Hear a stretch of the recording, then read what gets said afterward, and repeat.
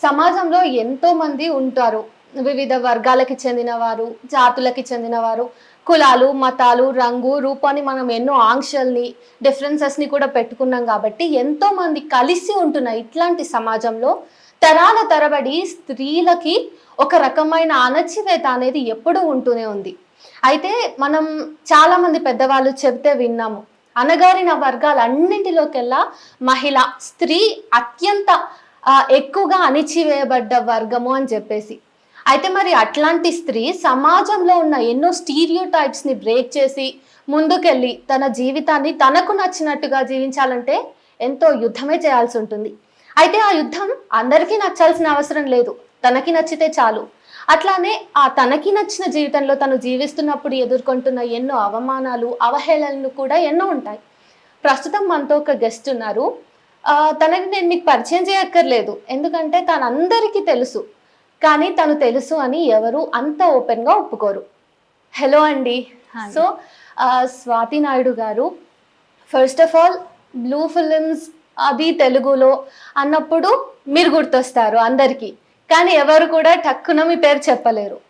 అట్లాంటి సొసైటీలో మనం ఉన్నాము. కాకపోతే మీ వెనక ఉన్న స్టోరీని, మీ లైఫ్ హిస్టరీ ఏదైతే ఉందో దాన్ని తెలుసుకోవాలని చాలా మంది కూడా ఆతృతగా ఉంటుంది. అయితే ఫస్ట్ అసలు స్వాతి నాయుడు అనే పేరు నిజంగా మీ ఒరిజినల్ పేరా కాదా అనేది డౌట్ ఉంది చాలా మందికి. చెప్పండి. యాక్చువల్లీ నా పేరు స్వాతి బిందు అన్నమాట. ఓకే. సో క్యాస్ట్ వచ్చేసి మేము కాపులు. అంటే కాపుల్ని ఆంధ్ర సైడ్ నాయుడు అని కూడా అంటారు. ఫస్ట్ ఆఫ్ ఆల్ నాకు కులం, మతం వీటి గురించి నేను అస్సలు పట్టించుకోను అనమాట. జెండర్ ఫీలింగ్ కూడా నేను అట్లాగా కూడా నాకేముండదు. ఎవరితో అయినా కలిసి హ్యాపీగా ఉండాలి అనే ఇష్టం. అలా చెప్పాలంటే నా లైఫ్‌లో ఇప్పటిదాకా ఎంతోమంది బాయ్ ఫ్రెండ్స్ ఉన్నారు. వాళ్ళు కూడా ఒకళ్ళు ముస్లిమ్స్ ఉన్నారు, ఒకళ్ళు క్రిస్టియన్స్ ఉన్నారు. అలా రకరకాలు. అలా నాకు ఏం లేదు. కాకపోతే ఏంటంటే ఫస్ట్ వేరే మా కజిన్ అనమాట. ఒక ఆయన నా పేరు మీద ఫేస్‌బుక్ క్రియేట్ చేశాడు. క్రియేట్ చేసినప్పుడు అది ఎందుకో మరి ఆయన స్వాతి బిందు అంటే రాలేదేమో, స్వాతి నాయుడు అని ఆయన ఓకే చేసేసాడు. ఆయన క్రియేట్ చేసి అది నాకు ఇచ్చాడనమాట. ఐడీ పాస్వర్డ్ అది నేను వాడుతున్నాను. సో దాంట్లో పెట్టిన ఫోటోస్, వీడియోస్ అనేవి చాలా బాగా వైరల్ అయ్యాయి.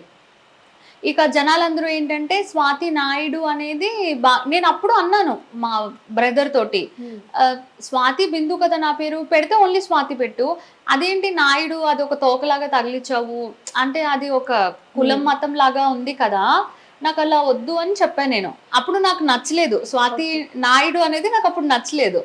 స్వాతి బిందు ఉంది, స్వాతి ఓకే, బిందు అనేది కూడా నాకు ఎందుకు అంత మా మమ్మీ డాడీకి అడుగుతా అప్పుడప్పుడు ఏంటి ఇలా పెట్టారు బిందు అనేసి. సో తర్వాత ఏమైందంటే సరేలేరా చేయించేద్దాం అని అన్నాడు. ఈలోపు అందరూ ఇలాగే గుర్తుపెట్టేస్తారు. సో స్వాతి ఇప్పుడు అంటే కూడా తెలీదు, స్వాతి నాయుడు అంటే వాళ్ళకి తెలుసు. ఆ తర్వాత చాలా యూట్యూబ్లో షార్ట్ ఫిల్మ్స్ వచ్చాయి, అవన్నీ కూడా స్వాతి నాయుడు అని వాళ్ళు పెట్టారు. ఇక నేను కూడా అదే పేరుని కంటిన్యూ చేయాల్సి వచ్చింది యాజ్ అ ఐడెంటిటీ లాగా. ఎందుకంటే ఇప్పుడు స్వాతి అన్నా కూడా స్వాతి నాయుడు అంటే నాకు తెలిసి అది నేను ఒకటే ఉన్నాను కాబట్టి ఇంకా తర్వాత దానివల్ల నాకు పేరు వచ్చింది కాబట్టి, దానివల్ల జనాలు నన్ను గుర్తుపడుతున్నారు కాబట్టి ఇప్పుడు నాకు ఆ పేరు అంటే నాకు చాలా ప్రేమ, చాలా ఇష్టం. నేనే అందరికీ స్వాతి నాయుడు అని చెప్తా. ఎవరైనా చెప్తే కూడా స్వాతి నాయుడు అని చెప్పు, స్వాతి అంటే కాదు, స్వాతి నాయుడు అంటే తెలుస్తుంది అందరికీ అని. ఓకే. అయితే మీరు ఎక్కడ పుట్టారు? మీ ఫ్యామిలీ బ్యాక్‌గ్రౌండ్ ఏంటి? నేను పుట్టి పెరిగింది విజయవాడ. అండ్ మమ్మీ డాడీ వచ్చేసి ఫస్ట్ నా చిన్నప్పుడు ఎప్పుడో మా డాడీ ఏదో బట్టల షాపు బిసెంట్ రోడ్లో అది చేసేవాళ్ళు. ఆ తర్వాత నెహ్రూ గారు ఎవరో చనిపోయినప్పుడు అవన్నీ తీసేసి లాస్ అయింది. అప్పటి నుంచి ఇంకా డాడీ డ్రింక్కి అలవాటు బాగా పడ్డారనమాట.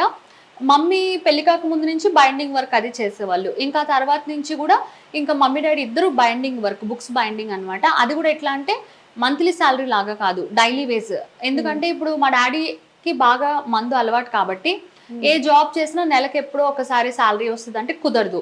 ఇది అనుకో రోజు రోజు చేతిలో డబ్బులు వస్తాయి, రోజు తాగేయచ్చు. ఆయనకు వచ్చిన డబ్బులు అప్పట్లో ఎంత 100 రూపాయలు రోజుకి వచ్చినా చాలా ఎక్కువ. ఆయన డబ్బులు ఆయన తాగేసే వాళ్ళు, మమ్మీకి వచ్చిన డబ్బుల్లోంచి కూడా మళ్ళీ ఇంకా మమ్మీ ఆ డబ్బుల్లో నుంచే ఇల్లు చూసుకోవడము అది అంతా అనమాట. నా తర్వాత 7 ఇయర్స్కి తమ్ముడు పుట్టాడు నాకు. సో ఫ్యామిలీ బ్యాక్గ్రౌండ్ అయితే అది మమ్మీ డాడీ నేను తమ్ముడు. అంటే ఒక పేద కుటుంబం. ఓకే. సో పేద కుటుంబంలో ఉన్న మీకు ఈ రంగుల ప్రపంచం వైపు, సినిమా జీవితం వైపు ఎందుకు అంత అట్రాక్షన్ వచ్చింది? చిన్నప్పటి నుంచి కూడా మామూలుగా ఇట్లనే టీవీ చూస్తున్నప్పుడు గానీ, లేదంటే ఏదైనా మూవీస్‌కెళ్ళినప్పుడు గానీ, ఓహో! సినిమా వాళ్ళంటే జనాలందరికీ ఇంత క్రేజ్ ఉంది.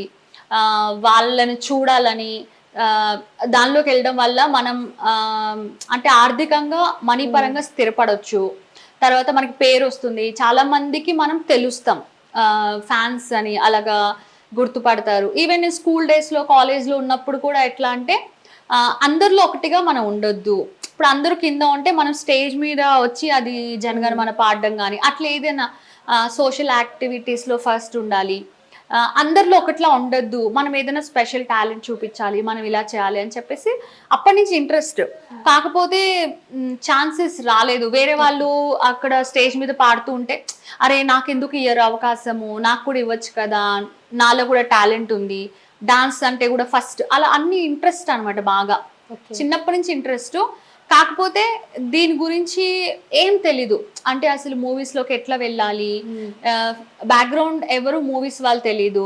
విజయవాడ తప్పించి వేరే ఏ ఊరు నాకు ఎప్పుడు వెళ్ళలేదు, తెలీదు. మాది కూడా పేద కుటుంబం గదా! అంత ఇది లేదు. హ్మ్. ఇంకోటేంటంటే ఇక్కడ వచ్చి నేను ట్రై చేసుకుంటూ ఉంటే ఇంటి దగ్గర నుంచి డబ్బులు అలా కూడా ఏం లేదు. ఆహ్, నిజంగా అసలు కొన్నిసార్లు అట్లా లైఫ్ వెనక్కి వెళ్తే నేనేనా ఇన్ని కష్టాలు తట్టుకుని, ఇన్ని బాధలు తట్టుకుని స్టిల్ ఏదో సాధించాలి. ఎనక్కెళ్ళిపోవద్దు, నిరాశ పడొద్దు అని నిజంగా చెప్తే గూడా ఎవరు నమ్మరు. అన్ని కష్టాలు, అన్ని బాధలు ఎంతమంది అబ్బాయిలు ఎన్ని రకాలుగా వాడుకుని యూజ్ అండ్ త్రో చేసి మోసం చేశారు. సినిమా వాళ్ళు గానీ, బయట వాళ్ళు గానీ, ఒక అమ్మాయి అంటే దట్టు యంగ్ ఏజ్‌లో అక్కడ అందంగా ఉందా? సన్నగుందా? లావుగుందా? ఒక సాంగ్‌లో సమంత పాడారు కదా! ఆ సాంగ్ నిజంగా కరెక్ట్. అబ్బాయిలు మామూలుగా వంకలు పెడతారు గానీ, ఒక అమ్మాయితో సెక్సువల్‌గా పాల్గొనడానికి వాళ్ళకి ఆ అమ్మాయి అందంగా ఉందా? అది అంతా వాళ్ళకి అవసరం లేదు. నిజంగా. అంటే అందరు అబ్బాయిలు చెడ్డోళ్ళని నేను అనట్లేదు. కొంతమంది మంచోళ్ళే ఉన్నారు. బట్ కొంతమంది అలా నేను లైఫ్‌లో చాలా చూసి చూసి ఆహ్, నిలబడ్డాను. యాహ్! అయితే మీరు ఎంత వరకు చదువుకున్నారు? నాది యాక్చువల్లీ వచ్చేసి నాది బీటెక్ అనమాట. బీటెక్ కంప్లీట్ అయిపోయింది. అది గూడా ఏంటంటే మా వోళ్ళు చదివిపిచ్చలేదు. మా వోళ్ళకి అంత స్తోమత లేదు. మాకు తెలిసిన మామయ్య వాళ్ళు ఉండేవాళ్ళనమాట. ఇంకా ఆయనేంటంటే నేను హైదరాబాద్ వచ్చేస్తే సర్లే చదువుకో అని చెప్పేసి బీటెక్ అయిపోయిన తర్వాత ఏమైందంటే ఆయనకి మ్యారేజ్ అయిపోయింది. ఇంకా వాళ్ళ ఆవిడ ఏంటంటే ఆ అమ్మాయి గురించి మనకెందుకు అనేసరికి ఇంకా వాళ్ళు గూడా ఇంకా ఓకే. పట్టించుకోలేదు. హ్మ్. ఇంకా తర్వాత నేను సరే చదువు గూడా ఉంది అని కొద్దిగా జాబ్ కూడా చేశాను ఇక్కడ హైదరాబాద్‌లో. హ్మ్. కాకపోతే సాటిస్ఫాక్షన్ లేదు. ఓకే. అంటే ఓకే. చదువు ఉంది. కానీ మూవీస్ పరంగా చేయాలి, మోడలింగ్ పరంగా చేయాలి, లేదా ఛానెల్స్‌లో యాంకరింగ్ చేయాలి, ఫ్యాషన్ షోస్ చేయాలి. ఏదైనా కెమెరా ముందు హ్మ్. చెయ్యాలి అనేది. ఇంకా అప్పుడు నాకు తెలిసి అంత ఇన్‌స్టాగ్రామ్ గానీ హ్మ్. ఆహ్, ఈ సోషల్ మీడియా లేదు. తెలీదు. హ్మ్. ఇప్పుడు అందరూ టిక్‌టాక్ అంటారు కదా! అసలు ఈవెన్ మా సొంత తమ్ముడు కూడా నాకు చెప్పాడు కొన్నిసార్లు టిక్‌టాక్ ద్వారా కూడా నువ్వు ఫేమ్ అవ్వచ్చు కదా! అని. అసలు ఇప్పటిదాకా నేను టిక్‌టాక్ వాడలేదు. అది వచ్చింది, ఎళ్ళిపోయింది కూడా. బట్ అది అయితే నేను అసలు వాడలేదు. అయితే మీరు ఫస్ట్ వేరే వేరే జాబ్స్ చేశా అన్నారు గదా! అప్పుడు ఏదైనా సెక్షువల్ హెరాస్మెంట్స్ గాని, మోసం గాని అప్పుడు జరిగిందా? చాలా జరిగాయి. అప్పుడు కూడా. చాలా. నేను వచ్చినప్పటికి ఆహ్, బేగంపేట్‌లో షాదాన్ కాలేజ్ అపోజిట్‌లో సోనీ ఎరిక్సన్ సర్వీస్ సెంటర్ అని ఒకటుంటుండే. సో, టెంపరరీ ఎప్పుడైనా మనం చదివిన చదువుకి తగ్గట్టు జాబ్స్ ఎవరికీ అంత హ్మ్. త్వరగా అవును. రావు. ఇంకోటేంటంటే నేను కొత్తగా వచ్చాను ఇక్కడికి. అంత ఐడియా కూడా లేదు. మరి నాకు అంతగా గుర్తులేదు. ఎలా వచ్చిందో జాబ్ మొత్తానికి ఏదో అక్కడ జాబ్ వచ్చింది. ఏంటంటే అక్కడ ఫోన్స్ ఇస్తారనమాట రిపేర్ చేయడానికి. అక్కడ ఆ నంబర్స్‌కి కాల్ చేసి మీ ఫోన్ అయిపోయింది తీసుకోండి అని చెప్పి అది చిన్న జాబ్ అన్నమాట. అక్కడ చాలా మంది అబ్బాయిలు పనిచేసేవాళ్ళు. నేను కూడా చేసేదాన్ని. అక్కడ ఓనర్ ఉండేవాళ్ళు. ఒకాయన. ఓనర్ అంటే అది ఫ్రాంచైజ్ తీసుకున్న పర్సన్ కావచ్చు. నాకు బాగా గుర్తు ఆఫీస్ అంతా అయిపోయి అందరూ ఎళ్ళిపోతే కూడా తను నన్ను ఉండమనేవాడు. ఓకే. ఈ రోజుకి నాకు అదే అర్థం కాదు. ఒక అబ్బాయికి, ఒక అమ్మాయికి ఇంట్రెస్ట్ ఉందా? లేదా? అదంతా వాళ్ళకి అవసరం లేదు. దగ్గరికొచ్చి డోరేసేసి, చేతులేసేయడం, అయ్యో! నాకు ఇబ్బందయితుందంటే కూడా వాళ్ళు బలవంతం పెట్టేస్తారు. ఇంకా మనం గట్టిగా కొట్టడం, ఫైట్ అన్నా చేయాలి, లేదా గట్టిగా అరవాలి, ఏదైనా చేయాలి. అయినా ఇప్పుడు ఒక దగ్గర పని చేస్తున్నప్పుడు శాలరీ తీసుకుంటున్న పని అది అక్కడ కథం. ఇంకా బాడీ పైన చేతులేసి ఇదంతా చేయాల్సిన అంటే వాళ్ళకి తెలుసు కదా ఈమె ఒకటే ఉంటుంది, ఎవరు లేరు, హాస్టల్లో ఉంటుంది, ఇట్లా వాళ్ళు అట్లా అడ్వాంటేజ్ తీసుకోవడము, అట్లా చేయడము. సరే ఒకవేళ నిజంగా ఆ అమ్మాయి నచ్చిందా, సెక్సువల్గా పాల్గొన్నావా, సరే మరి అప్పుడు పెళ్లి చేసుకోవచ్చు కదా. అలా వద్దు, పెళ్లి చేసుకుని సంసారం చేసి అలా వద్దు, ఓన్లీ యూజ్ అండ్ త్రోకే చాలా మంది అబ్బాయిలు ఇట్లానే అనమాట. అలా నాకు అక్కడ జరిగినప్పుడు నాకు నచ్చలేదు అనమాట. కానీ జాబ్ మానేద్దామా అంటే మళ్ళీ ఇప్పుడు హాస్టల్ ఫీజు కట్టాలి, మళ్ళీ మా పేరెంట్స్ని అడగలేను, అయినా వాళ్ళ దగ్గర లేదు. ఇంకోటి ఏంటంటే నేను కూడా ఉంటే ఎంతో కొంత సంపాదిస్తే వాళ్ళకి హెల్ప్ అవుతుంది, అట్లాంటిది నేను అనేది లేదు. సో నా ఇన్కమ్ కూడా వాళ్ళకి పోయినట్టే కదా. సో అట్లా సినిమా ఇండస్ట్రీ అనే కాదు, దానికి బిఫోరు అసలు నేను ఎవరో తెలియనప్పుడు కూడా నా మీద చాలా ఇట్లా అఘాయిత్యాలు అనేవి చాలా జరిగాయి. అయితే మీరు అక్కడ అట్లా ఫేస్ చేస్తున్నప్పుడు మరి అక్కడ నుంచి ఎట్లా బయటపడ్డారు, అతని నుంచి మరి ముఖ్యంగా? తర్వాత కొన్ని రోజులకి నేను నాకు నచ్చలేదు, ఇంకా నచ్చకుండా నేను మానేస్తాను అనమాట. అది మానేసిన తర్వాత కూడా నేను చాలా దగ్గర నేను ట్రై చేస్తున్నాను. అంటే ప్రతి ఛానల్, న్యూస్ ఛానల్స్కి, ఇప్పుడు టీవీ9, ఎన్టీవీ, ఎవ్రీథింగ్, ప్రతి ఛానల్స్ అంటే హాస్టల్స్ వచ్చేసి అమీర్పేట, ఎస్ఆర్ నగర్ ఇక్కడ ఉంటాయి. కొన్ని ఛానల్స్ మణికొండ, చాలా చాలా దూరాలు ఉంటాయి. అయినా కూడా చేతిలో డబ్బులు లేకపోయినా కూడా సర్వీస్ ఆటోలు అట్లా వెళ్ళి మళ్ళీ అడ్రస్లు కనుక్కుని ఇంత వెళ్ళిన తర్వాత రిసెప్షన్లో రెజ్యూమ్ ఇవ్వడం. ఈవెన్ ఈ రోజుకి అంతే నా పరిస్థితి. అంతకుమించి ఎవరినన్నా కలవాలి, పెద్దవాళ్ళని కలవాలి అంటే సెక్యూరిటీ వాళ్ళు కలవనివ్వరు, అంత కాంటాక్ట్స్ కూడా లేదు. అంటే నాలో ఒకటి ఉంది, అది ప్లస్ అంటారో మైనస్ అంటారో తెలీదు, ఎవరితో క్లోజ్గా టచ్లో ఉండను అనమాట. ఏదైనా షూటింగ్ ఉందా చేసాం అంతే, మళ్ళీ వాళ్ళు ఏదైనా ఫోన్ మెసేజ్ చేస్తే, షూటింగ్ ఉంటే చేస్తే తప్ప రోజు వాళ్ళకి హాయ్ చెప్పాలి, గుడ్ మార్నింగ్ చెప్పాలి, టచ్లో ఉండాలి, అలా అంటే ఎందుకు అంత కనెక్టివిటీ ఎవరితోటి లేదు. మేబీ అలా కూడా కొంత ఆఫర్స్ మిస్ అవుతున్నాయేమో తెలీదు. అలా చాలా దగ్గర వెళ్ళి నేను రెజ్యూమ్స్ ఇచ్చాను అనమాట. వాళ్ళు కూడా అడిగేవాళ్ళు, సెక్యూరిటీ వాళ్ళు, వారం క్రితమే కదా నువ్వు ఇచ్చావు, మళ్ళీ వచ్చావు ఏంటంటే, అవునండి కానీ నాకు మళ్ళీ కాల్ బ్యాక్ రాలేదు కదా, ఆ రెజ్యూమ్ అసలు పైకి రీచ్ అయిందో లేకపోతే మళ్ళీ పోయిందో అని. కొన్నిసార్లు జెమినీ మ్యూజిక్ వాళ్ళు మాత్రం పిలిచారు, మాట్లాడారు, అంతవరకే కానీ అవకాశం ఇవ్వలేదు అనమాట.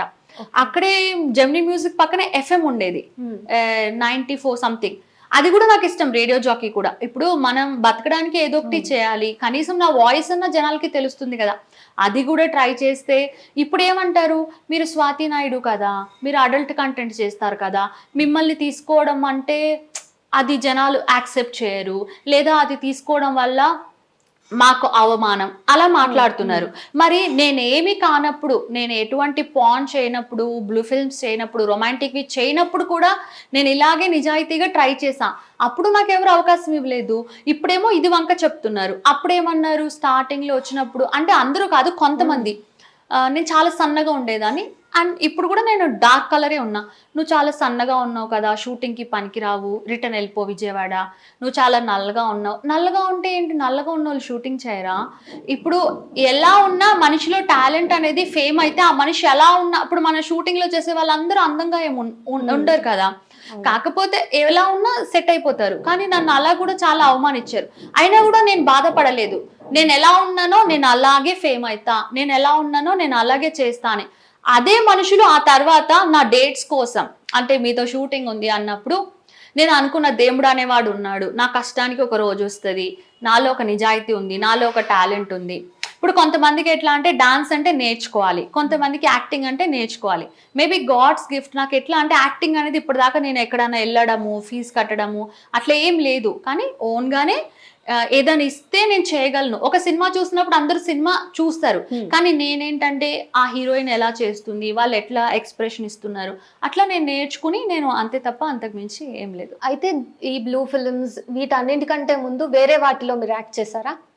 చేశాను. చిన్నవి మంచివే వచ్చాయా? అంటే నేను ఇలా ఎంతో ట్రై చేసిన తర్వాత మెల్లమెల్లగా నాకు ఫ్యాషన్ షోస్ వచ్చాయన్నమాట. ఫ్యాషన్ షోస్ వచ్చినప్పుడు దాంట్లో చాలా అందమైన అమ్మాయిలు క్యాట్ వాక్ చేశారు. వాళ్ళతో కంపేర్ చేస్తే ఓన్ డ్రెస్సింగ్ వేసుకోమన్నారు. నా దగ్గర అంత డబ్బులు లేవు, ఏదో ఉన్న బట్టలు వేసుకున్నా. నాకు మేకప్ కూడా స్టార్టింగ్లో అంత ఎట్లా వేసుకోవాలి ఏంటి కూడా తెలీదు. నేను అనుకున్నాను వాళ్ళకే ప్రైజ్ వస్తుంది, ఏదో పార్టిసిపేట్ చేసాం నా తృప్తి కోసం అనుకున్నా. సిటీ సెంటర్లో అది కూడా జరిగింది. అయితే వాళ్ళు నాకు మిస్ బ్యూటిఫుల్ స్కిన్ స్వాతి అని పిలిస్తే నేను అనుకున్న ఏదో పొరపాటుగా పిలిచారు, నన్ను కదా అలానే నుంచున్నా. స్వాతి ప్లీజ్ కమ్ అంటే షాక్. అంటే ఎంతో అందమైన అమ్మాయిలు ఉన్నారు, చాలా తెల్లగా ఉన్నారు, నన్ను పిలిచారు అంటే నీది న్యాచురల్గా ఉంది బాగుంది అని ఇట్లా వాళ్ళు నాకు అది ఇవ్వగానే ద ఫస్ట్ మెట్ అనమాట. అంటే మనల్ని మనం ఎప్పుడు తక్కువ అనుకోకూడదు, డోంట్ నో మనలో కూడా ఒక టాలెంట్. అప్పుడు నేను నిజంగా చాలా హ్యాపీ ఫీల్ అయ్యాను అనమాట. ఆ తర్వాత TV9 వాళ్ళు పిలిచి బిఎస్ స్టార్ అని ఒక ప్రోగ్రామ్ చేపించి అది కూడా ఒక పెద్ద పోస్టర్ వేశారు. కానీ వాళ్ళు కూడా నన్ను మోసం చేశారు. అంటే ఇప్పుడు కాదు, అప్పట్లో. ఆ షో ఇప్పుడు ఎలా అంటే మనకి ఏదైనా షో చేస్తే అది మళ్ళీ యూట్యూబ్లో పెడతారు, మనం మళ్ళీ రిపీటెడ్గా చూసుకోవచ్చు.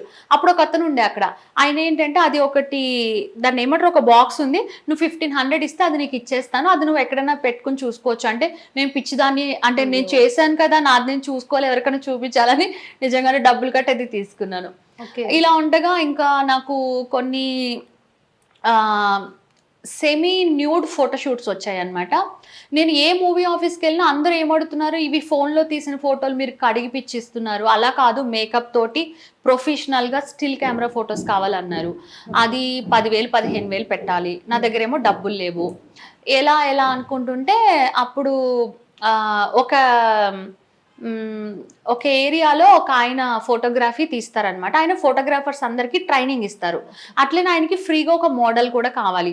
ఎలాగో ఇక్కడ పరిచయం అయితే ఆయన చెప్పారు, మేము ఫ్రీగా చేస్తాము, కానీ నువ్వు ఇలా కొద్దిగా హాఫ్ న్యూడ్ అలా కూడా చేయాలి, నీకు ఫొటోస్ ఇస్తాము, మేము తీసుకుంటాం అని చెప్పేసి అన్నారు. ఫస్టే హాఫ్ న్యూడ్ అంటే నేను అప్పుడు ఆలోచించాను, నాకు ఇంకా వేరే దారి లేదు. అండ్ నేను చేసేది ఏం తప్పు కాదు. నేను ఒకటే అనుకున్నా, పెద్ద పెద్ద హిందీ బాలీవుడ్ టాలీవుడ్ వాళ్ళందరూ కూడా బ్యాక్ ఓపెన్ సీన్స్ అవన్నీ చేస్తారు. వాళ్ళతో కంపేర్ చేస్తే నేను వాళ్ళ కాళ్ళు గోటికి కూడా సరిపోను. అంటే వాళ్ళ డబ్బు వాళ్ళ ఇది. ఇంకోటి మనం చూసుకుంటే చాలా మంది యాక్టర్స్ వాళ్ళ కూతుర్లు కూడా చేస్తున్నారు. వాళ్ళు కూడా ఇట్లాగా క్లేవ్ కనిపించేలాగా అట్లా వేసుకుంటారు. అయితే డబ్బున్నోళ్ళు వేసుకుంటేనేమో స్టైల్గా ఉన్నారు అంటారు, డబ్బులో ఉన్నోళ్ళు వేసుకుంటే ఇది బర్తగించి ఇట్లా వేసుకుంది అంటారు. కాబట్టి సమాజం ఏమనుకుంటుంది, నాకు అవసరం లేదు. ఈరోజు నేను ఫేమ్ కావాలి, నేను చేసేది రైట్ అనేది నాకు తెలుసు, దీనివల్ల నాకు ₹1 వస్తుంది, నాకు ఫేమ్ అవుతుంది. నాకు ఆకలిస్తే ఎవరైతే నాకు ఫ్రీగా ఫుడ్ పెట్టారుగా, ఒకవేళ పెట్టినా వాళ్ళు ఏదో ఎక్స్పెక్ట్ చేస్తారు. చాలా మందిని నేను చూసేసాను. కాబట్టి నేను ఆ రోజు డిసైడ్ అయ్యాను, ఓకే నో ప్రాబ్లం, అది చేశాను. ఫోటోషూట్ మంచిగా వచ్చింది, they are happy, I'm happy. వాళ్ళు ఏమి ఎక్స్ప్లాయిట్ చేయలేదా మిమ్మల్ని? ఫస్ట్ టైం హాఫ్ న్యూడ్ వాళ్ళు ఆయన ఐడి సత్యం అని స్టిల్ ఫోటోగ్రాఫర్ అనమాట, నారాయణగూడలో ఉంటారు ఆయన. ఆయన తీశారు, ఫొటోస్ తీశారు. అలాగే వేరే వాళ్ళకి వేరే 10 మంది ఫోటోగ్రాఫర్స్, ఆ 10 మంది ఫోటోగ్రాఫర్స్ ఫోటో తీసి ఆ ఫొటోస్ మంచిగా వచ్చేదాకా వాళ్ళు ఏదైతే పోజ్ పెడతారు కదా, అదే పోజ్లో అట్లాగే ఉండాలి, అదే పోజ్లో అట్లాగే ఉండాలి అనమాట, కదలకూడదు అలా అనమాట. అలా వాళ్ళకి అంటే వీళ్ళందరి దగ్గర మనీ కలెక్ట్ చేస్తారు ఆయన, వాళ్ళకి ఒక మోడల్ కావాలి కదా అట్లాగా. అక్కడ ఏం లేదు, ఆయన మంచిగా మాట్లాడేవాళ్ళు. అమ్మ నువ్వు ఎప్పుడో ఒక రోజు నాకు ఏదో ఒకటి సరదాగా అనేవాళ్ళు, ఇంకా అంతే తప్ప అంతకు మించి ఇంకా ఏం లేదు. దాని తర్వాత చాలా ట్రై చేస్తున్న అవకాశాలు లేవన్నమాట. తర్వాత నాకు స్టూడియో Nలో లేట్ నైట్ షో శృంగార దేవోభవ అని 11:30కి వచ్చింది. అది రాగానే ఐ ఫీల్ సో హ్యాపీ. ఎందుకంటే 2 సంవత్సరాలండి తిరిగి తిరిగి హాస్టల్ ఫీజు కట్టడానికి డబ్బులు లేవు, రిటర్న్ వెళ్ళిపోలేను, ఇంట్లోంచి ఒక పక్క ప్రెజర్, ఒక ఆడపిల్లవి నువ్వు వెళ్ళిపోయావు, అక్కడ ఉన్నావు, చుట్టాలందరూ అడుగుతున్నారు ఎవరితో లేచిపోయింది ఏంటి అని, అసలు ఏం చేస్తున్నావు ఏంటి, అక్కడ తిరిగి వచ్చేసే ఏదో పెళ్లి చేసుకో వెళ్ళిపో, ఇది ఒకటి ఉంది. ఇంకోటి ఏంటంటే ఇంత ట్రై చేస్తున్న అవమానాలు వాడుకుని వదిలేయడాలే తప్ప నిజంగా అసలు కెమెరా ముందు కనిపించింది లేదు. డబ్బులు లేవు చేతిలో, ఓ పక్క ఎవడో వస్తాడు బాయ్ ఫ్రెండ్ అంటాడు, వాడుకుంటాడు, మోసం చేసే. ఇలా ఉన్న తర్వాత స్టూడియో Nలో లేట్ నైట్ షో వచ్చింది శృంగార దేవోభవ. వెళ్ళాను, స్క్రిప్ట్ ఇచ్చారు, చూశాను, అంతా సెక్స్ గురించే ఉంది. అంటే నైట్ టైం భార్య భర్త ఏం చేసుకుంటారు ఇదే ఉంది. ఓకే డన్, నేను చేస్తానని చెప్పేసి వాళ్ళ దగ్గర అంతమంది యాంకర్స్ ఉండగా ఫ్రీలాన్సర్గా నన్ను పిలిచి ఆ షో ఎందుకు ఇచ్చారు అంటే, అక్కడున్న యాంకర్స్ ఎవరు ఆ షో చేయనని చెప్పారు. సో వాళ్ళు నన్ను పిలిచారు, నేను నేను చేస్తాను అని. అది ఏమంటే ఆ ఛానల్లో చేసే అందరు యాంకర్స్ కూడా జనాలకి అంత తెలియదు, కానీ ఈ షో చేసే నేను మాత్రం జనాలకి తెలుసు. ఈ షో మాత్రం బాగా పాపులర్ అయింది, దే ఆల్ ఆర్ హ్యాపీ. అసలు ఒక అమ్మాయి అయ్యుండి సెక్స్ గురించి ఆ కెమెరా వాళ్ళందరూ ఉంటారు కదా, తడబడకుండా అంత ఫ్రీగా మీరు మాట్లాడతారు చాలా బాగా అని చెప్పేసి వాళ్ళు చాలా హ్యాపీ. నేను కూడా హ్యాపీ, ఎందుకంటే అట్లా మేకప్ తోటి అప్పుడు అందరు అంటున్నారు స్వాతి చాలా అందంగా ఉంది, చాలా బ్యూటిఫుల్గా ఉంది, చాలా బాగా మాట్లాడుతుంది, చాలా బాగుంది. ఇహ నేను అనుకున్న ఓహో ఇది నా టైం స్టార్ట్ అయింది. ఆ తర్వాత అది చూసి వేరే ఛానల్ సివిఆర్ వాళ్ళు పిలిచారు, హెల్దీ నైట్స్, అది కూడా సేమ్ షో. కానీ అనుకున్నా ఎందుకు ఇవే నేను చేయగలనా, ఇవే నాకు ఇస్తారా, మంచిగా వేరేవి కూడా డే టైంలో కూడా చూపించవచ్చు కదా నన్ను, ఎందుకు డే టైంలో జనాలకి నన్ను చూపించరా, ఓన్లీ నైట్ ఎందుకు చూపిస్తున్నారు, సరే పర్లేదు ఇది వచ్చింది కదా ఇది చేద్దాం. ఇంకా అట్లనే ముద్రేసేసారు, ఈ అమ్మాయి ఓన్లీ నైట్ షోసే చేస్తుంది, ఇంకెక్కడికి వెళ్ళినా అమ్మ అట్లా నైట్ షోస్ లేవమ్మా అని చెప్తున్నారు. నాకు అర్థం కాలేదు ఎందుకు. తర్వాత మళ్ళీ ఏం చేస్తారు, సమరం గారితో షో పెట్టారు, అది అయితే 4-5 ఇయర్స్. ఇంకా ఆ సమరం గారి దగ్గర కూర్చుని ఇట్లాగే ఎన్ని విషయాలు నేర్చుకున్నాను నేను, సెక్స్ గురించే మొత్తం ఆయన చెప్తా ఉంటే నేను కూడా ఒక డాక్టర్ లాగా ట్రైనింగ్, ఓహో ఇట్లుంటుందా సెక్స్ అంటే, వైఫ్ అండ్ హస్బెండ్ ఇట్లుంటుందా, ప్రెగ్నెన్సీ ఇట్లుంటుందా, లేడీ బాయ్ ఇట్లా మొత్తం అనమాట. ఇంకా జర్నీ అట్లా జరిగింది. ఆ తర్వాత మీకు ఎప్పుడు రిగ్రెట్ అనిపించలేదా అప్పట్లో, ఇప్పుడు కాదు? యా, అంటే ఏం లేదు, హ్యాపీ. ఎందుకంటే నేను అక్కడ వెళ్ళగానే ఆ రెగ్యులర్ యాంకర్స్ నన్ను చూసి కొద్దిగా వాళ్ళకి ఇష్టం ఉండేది కాదు, ఈ అమ్మాయి వచ్చింది అని ఇట్లా దూరం వెళ్ళిపోవడం. అందులో నేను వెళ్ళడమే స్లీవ్లెస్ వేసుకుని వెళ్తాను. నాకు ఇష్టం అనమాట అట్లా స్లీవ్లెస్ అంటే, నాకు ఫ్రీగా ఉండడం ఇష్టం. దానికి వాళ్ళు ఈమె ఏంటి ఇట్లా వేసుకుని వస్తుంది, ఈమె షో చూడు ఇట్లా చేస్తుంది. ఇంకోటి అంటే అక్కడ ఆ సివిఆర్ లో అందరూ నా ఫ్యాన్స్ అనమాట. వాళ్ళకి ఎలా అంటే మనం ఇన్ని సంవత్సరాలు బట్టి చేస్తున్నాం, మనకి ఎవరు లేరు, ఆ అమ్మాయి రాగానే అందరు వెళ్ళిపోయి ఫొటోస్ దిగుతున్నారు. చాలా మంది లెటర్స్ రాసేవాళ్ళు సివిఆర్ కి, చాక్లెట్స్ రోజెస్ పంపించేవాళ్ళు. మా సమరం గారు షో అందరూ, సమరం గారు అమ్మ స్వాతి నేను ఇట్లా చూస్తూ ఉంటా అనిపిస్తుంది, సమరం గారు ఫోన్ చేసి మాట్లాడేవాళ్ళు. నాకు షాక్, ఎందుకంటే మాది విజయవాడే కదా, మా పేరెంట్స్ వాళ్ళందరికీ చాలా మంచి డాక్టర్ ఆయన. అలా లైఫ్లో ఏదేదో వస్తుంది, అన్ని రిసీవ్ చేసుకోవాలి, అసలు చాలా హ్యాపీ అనిపించింది. కానీ ఏంటంటే వెనక వెనక ఇట్లా ముద్ర వేసేస్తున్నారు, అంటే ఈమె ఒక అడల్ట్ కంటెంటే చేస్తుంది ఇలా. అంటే నేను అలాగే ఫిక్స్ అవ్వలేదు, కానీ నాకు వచ్చిన అవకాశాలు అలా వచ్చాయి, వాటికి నేను న్యాయం చేశాను. కానీ దానివల్ల ఇక్కడికే నన్ను కట్టేస్తారు, ఇంకా ఇంతే నాకు ఇస్తారు, వేరేవి ఇవ్వరు అనేది నాకు తెలీదు. కానీ నేను చేస్తున్న దాంట్లో నేను హ్యాపీ ఉన్నా. ఆ తర్వాత ఏమైందంటే ఇట్లానే మెల్లగా యూట్యూబ్లో వచ్చాయి రొమాంటిక్ షార్ట్ ఫిల్మ్స్. ఇది అంతా ఒక ఎత్తు యాంకరింగ్, అది ఓన్లీ మాటలే, అక్కడ ఏముండదు, కట్ చేసి ఇది బెడ్ మీద సీన్స్. సరే వెళ్ళాను, అమౌంట్ తీసుకున్నాము, ఓకే డన్. వాళ్ళు చేయమన్న దానికన్నా నేను ఇంకా ఎక్కువ చేస్తుండే. చూసిన జనాలందరూ ఫుల్ హ్యాపీ, అసలు ఆ ప్రొడ్యూసర్కి ఫుల్ డబ్బులు. యూట్యూబ్లో మీరు చూసే ఉంటారు, హుషారులో ఒక సీన్ ఉంది నా మీద, ఎట్లా అంటే నాతో షూట్ చేసి యూట్యూబ్లో పెట్టగానే వాళ్ళకి చాలా డబ్బులు వస్తాయి. రియల్ లైఫ్లో కూడా నాతో ఎవరు షూట్ చేసి యూట్యూబ్లో పెట్టినా వాళ్ళకి మస్తు డబ్బులు, వాళ్ళ ఛానల్ ఒక రేంజ్లో వెళ్ళిపోతుంది. ఇక అందరూ ఎంతోమంది ప్రొడ్యూసర్స్ అందరూ స్వాతి నాయుడు షూటింగ్, నాతో పాటు పక్కన ఇంకొక అమ్మాయి, 4 అబ్బాయిలు. రోజు నాకు షూటింగ్ ఉంటుంది, నా పక్కన అమ్మాయిలు అబ్బాయిలు చేంజ్ అవుతారు, నాకు మాత్రం కంటిన్యూ ఉంటుంది అనమాట షూటింగ్. కొన్నిసార్లు ఎట్లా అంటే డే నైట్ కూడా షూటింగ్ ఉంటుండే, అంటే డేట్స్ లేక అలా కూడా ఉండే. అంత హ్యాపీగా ఉన్న లైఫ్లో ఇక చుట్టాలు అందరూ మాట్లాడడం మానేశారు, మమ్మీ డాడీ తిడుతున్నారు, ఎవరు నాతో మాట్లాడట్లేరు, అది అంతా ఓకే. కానీ ఐఎమ్ హ్యాపీ, ఎందుకంటే ఇంకా ఎంతో మంది షూటింగ్ల కోసం ట్రై చేస్తున్న వాళ్ళు వాళ్ళ లైఫ్లో ఇంకా డెవలప్ కాక, ఈ అవకాశాలు కూడా లేక ఎంతో మంది బాధపడుతున్నారు, డబ్బులు లేక. నేను ఎంతో మందికి, అంటే నేను ఎప్పుడు చెప్పలేదు, ఇప్పుడే చెప్తాను, ఎంతో మందికి మనీ పరంగా నేను ఎంతో మందికి హెల్ప్ చేసి, ఆర్టిస్ట్ వాళ్ళకి డబ్బులు లేకపోతే మళ్ళీ ఇప్పటిదాకా ఎవరు నాకు తిరిగి ఇవ్వలేదు, కాకపోతే ఇట్స్ ఓకే పర్లేదని. అలాంటిది ఏమైందో ఏమో తెలియదు, సడన్ గా యూట్యూబ్లో రొమాంటిక్ షార్ట్ ఫిల్మ్స్ తీసే వాళ్ళందరూ ఆపేశారు. ఏంటండి అంటే, ఏంటో అమ్మ తెలియట్లేదు, మనీ వస్తుండే వాళ్ళకి, అందుకే వాళ్ళు డబ్బులు పెట్టి షూటింగ్ చేస్తున్నారు. సడన్ గా డబ్బులు రావడం ఆగిపోయినాయంట, ఎందుకంటే రొమాంటిక్ షార్ట్ ఫిల్మ్స్ యూట్యూబ్ తీసుకోవట్లేదంట. ఎందుకంటే ఏమో మరి, అంటే ఫోన్ చిన్నపిల్లలు చూస్తున్నారా ఏమో, నాకు అంత ఐడియా లేదు. సడన్గా డబ్బులు రావడం ఆగిపోయింది, షూటింగ్లు లేవు. పాపం ఇప్పటిదాకా షూటింగ్ చేసే వేరే అమ్మాయిలు, వాళ్ళకి ఇంకా డ్రింక్, ఒక్కపొడి, స్మోక్ అన్ని అలవాటు, డబ్బులు లేవు. పాపం ఎంతోమంది నా కళ్ళ ముందే పాపం చాలా బాధలు పడ్డారు. ఇంకా వాళ్ళు పాపం ఏదైనా ప్రాస్టిట్యూషన్ అట్లా చేసుకోవడం, ఏదేదో చేస్తూ ఉన్నారు. కానీ నేను ఒక్కదాన్ని మాత్రం, యూట్యూబ్లో షార్ట్ ఫిల్మ్స్ ఆగిపోయినా కూడా ఇట్లానే సెల్ఫీ వీడియోస్ తీసుకుంటూ, ఆ రోజు వచ్చిన పేరు ఈ రోజుకి అదే పేరు, అదే జనాల్లో క్రేజీనెస్, అదే దాన్ని అంటే అది దేవుడి గిఫ్ట్ అనుకోవచ్చు, లేదా చూసే జనాల ప్రేమ అనుకోవచ్చు. అది ఇప్పటికీ అలానే కంటిన్యూ అవుతాయి. కానీ నేనేమనుకున్నా మళ్ళీ ఆ డేస్ నాకు కావాలి. అట్లా డైలీ షూటింగ్స్ బిజీ. ఈ రోజుకి కూడా అట్లా romantic short films, adult content చేయాలని నాకు మనసులో చాలా ఉంది. కానీ ఎవ్వరు ముందుకొచ్చి చేయట్లేదు.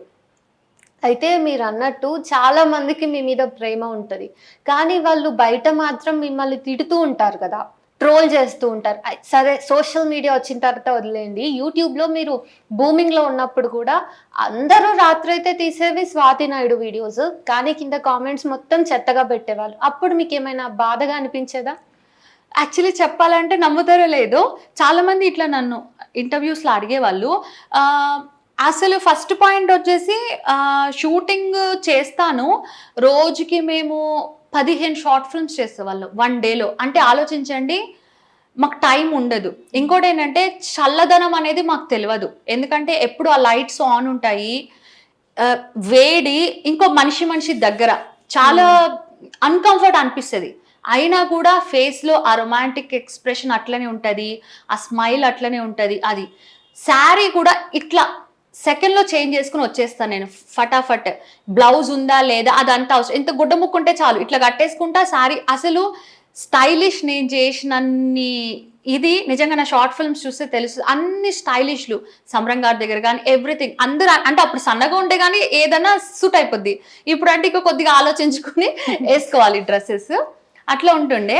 సో ఏదైనా యూట్యూబ్‌లో నా పేరు కొట్టగానే నా హిస్టరీ మొత్తం వస్తుంది కదా!